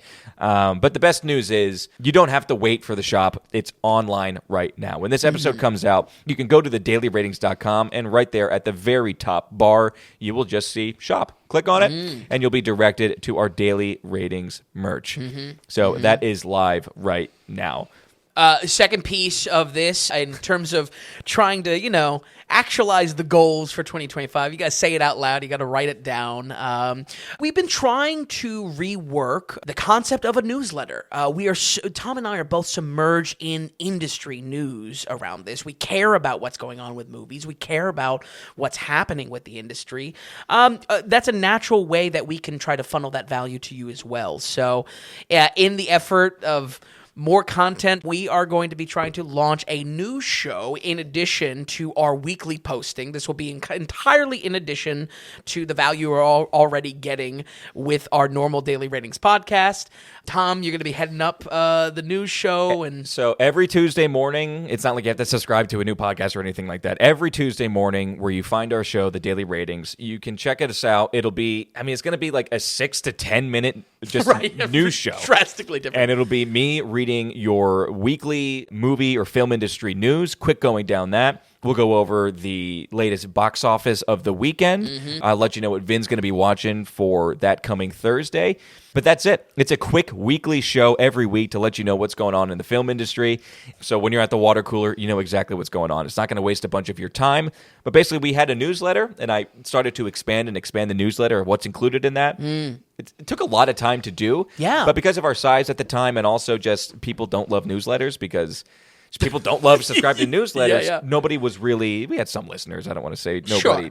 Sure. There were people who definitely enjoyed it, but not enough people where it was worth the effort. So all of that effort or all of that time and getting into the news industry and all that stuff, we're wrapping up into just a weekly, very quick show. You come out, hang out Tuesday morning on your way into work. You're all caught up with what's going on, what was the latest box office, and as always, our Thursday shows will continue. Absolutely. It'll be in the same feed, whether it be YouTube, whether it be on your podcast app. Yeah, it's just going to be a news show. And functionality-wise, what I loved the newsletter for was it was letting you know what was on this week's movies. Especially when it comes to director studies, if you want to follow along, it's important that we have a line to you to say, hey, this is what's coming up. If you want to even avoid any spoilers, if you want to enjoy the review, after watching it and after consuming the film, staying up to date with us is the best way to do that. So glad to see that this is, taking that functionality and put it in a new form. Yeah, and not only that, like a lot of the times after a show ends, we'll kind of say what we're going to be covering. sometimes we don't know the entire film list. Oftentimes that changes. You will change midweek what you kind of decide on what you're going to watch. So again, it's going to be real quick, and that's going to be coming out on Tuesday mornings, and you don't have to wait for that. That's not something we want to do in the summer or in fall. That is coming out this coming Tuesday. So again, just tune in. Get your latest film news already. That episode is going to come out next week. Yep. That's also where we wanted to kind of give these this news itself in the Tom Dailies, because we lived up to some of our goals of 2024. Like I said, didn't get to make documentaries. But, in the effort of always progressing, always giving you all more value, we have some exciting stuff we've been working on, and we're glad to unveil it here. Yeah, very exciting. The cool thing is it's ready to go now. You don't have to wait 10 months for it. Yep. It's there now. This coming Tuesday, the new show is going to be there. And right now, you can go to thedailyratings.com and check out the shop as well. Other than that, I just want to remind people what Vin and I do here, or how we do it, and we'll continue to do it, is that we are producer supported. We are going off the value for value model. We are not advertising based here. That's not how we're ever going to get our money. We don't want to just shove advertising and ad reads on the podcast or on the website. We kind of want to just stay true to you, true to our producers. If you're enjoying the podcast every week, if you like what we do here, if you're stopping in at the website, wondering if a movie is worth a watch or not, we look at that as value in your pocket. So we ask you, can you give us value in our pocket? The value for value model. So you go to thedailyratings.com, you head to that donations tab, because through your monetary support, you can show us what value you're getting, whatever amount that you want to send in, no matter how big or small your budget is. Any donation, big or small, is huge to us. But you can donate in whatever amount that you want. And through that, you become an actual legitimate producer of the Daily Ratings. And that's how we're producer supported. Just like in Hollywood, when you financially support a project, you are a producer of the project. And we can't thank the producers who have produced the Daily Ratings, who will continue to produce the Daily Ratings. And in 2025, all the newcomers that we're going to have. Absolutely. All the people finding the show, wanting to produce, getting excited about it. We're starting a family here. We're starting a whole kind of new type of way of having a movie podcast. It's going to be a blast. We're going to have a great year. It's going to be the best year we've had yet, and we can't thank you enough. So if you can, go to thedailyratings.com and head to that donations tab. Whether it's $5, $50, or $500, it means the world to us. You send in a producer note along with that. You can email us at tom.vin@thedailyratings.com. That's our email address. And send in a note. It could be questions, comments, critiques, suggestions, ask us anything, whatever. If you're producing the show, if you're sending some money our way, it means the world. We want to give you more than a thank you. We want to hear what you have to say or ask. Other than that, Vin, I want to thank you for another phenomenal year. I want to thank you, Tom. Your reviews have been fantastic. Thanks. Poetic at times. Oh, and I actually thank mean you. that. The way you break down a film and attack it, your dedication week after week to spend hours upon hours of just typing and writing your notes that we don't see. There's a ton that goes into it. You put in a lot of hours here, and I think you just crushed it this year. Absolutely. So and I listen, really I appreciate couldn't that. do it without you, honestly. It is more than just turning on the mics, like you said. It's not much more. But hey, but starting next week, I'm a newscaster, too. There you go. But really, Vin, thank you for 2024, man. We're going to have a solid 2025. Yep. Incredibly excited. Yes. And with that, I mean, we dropped this show. We dropped 2024. And starting next week, we get to do it all over again. Do you have an idea of some of the films that we're going to be covering next week? There's a Or are lot we of gonna- catch up.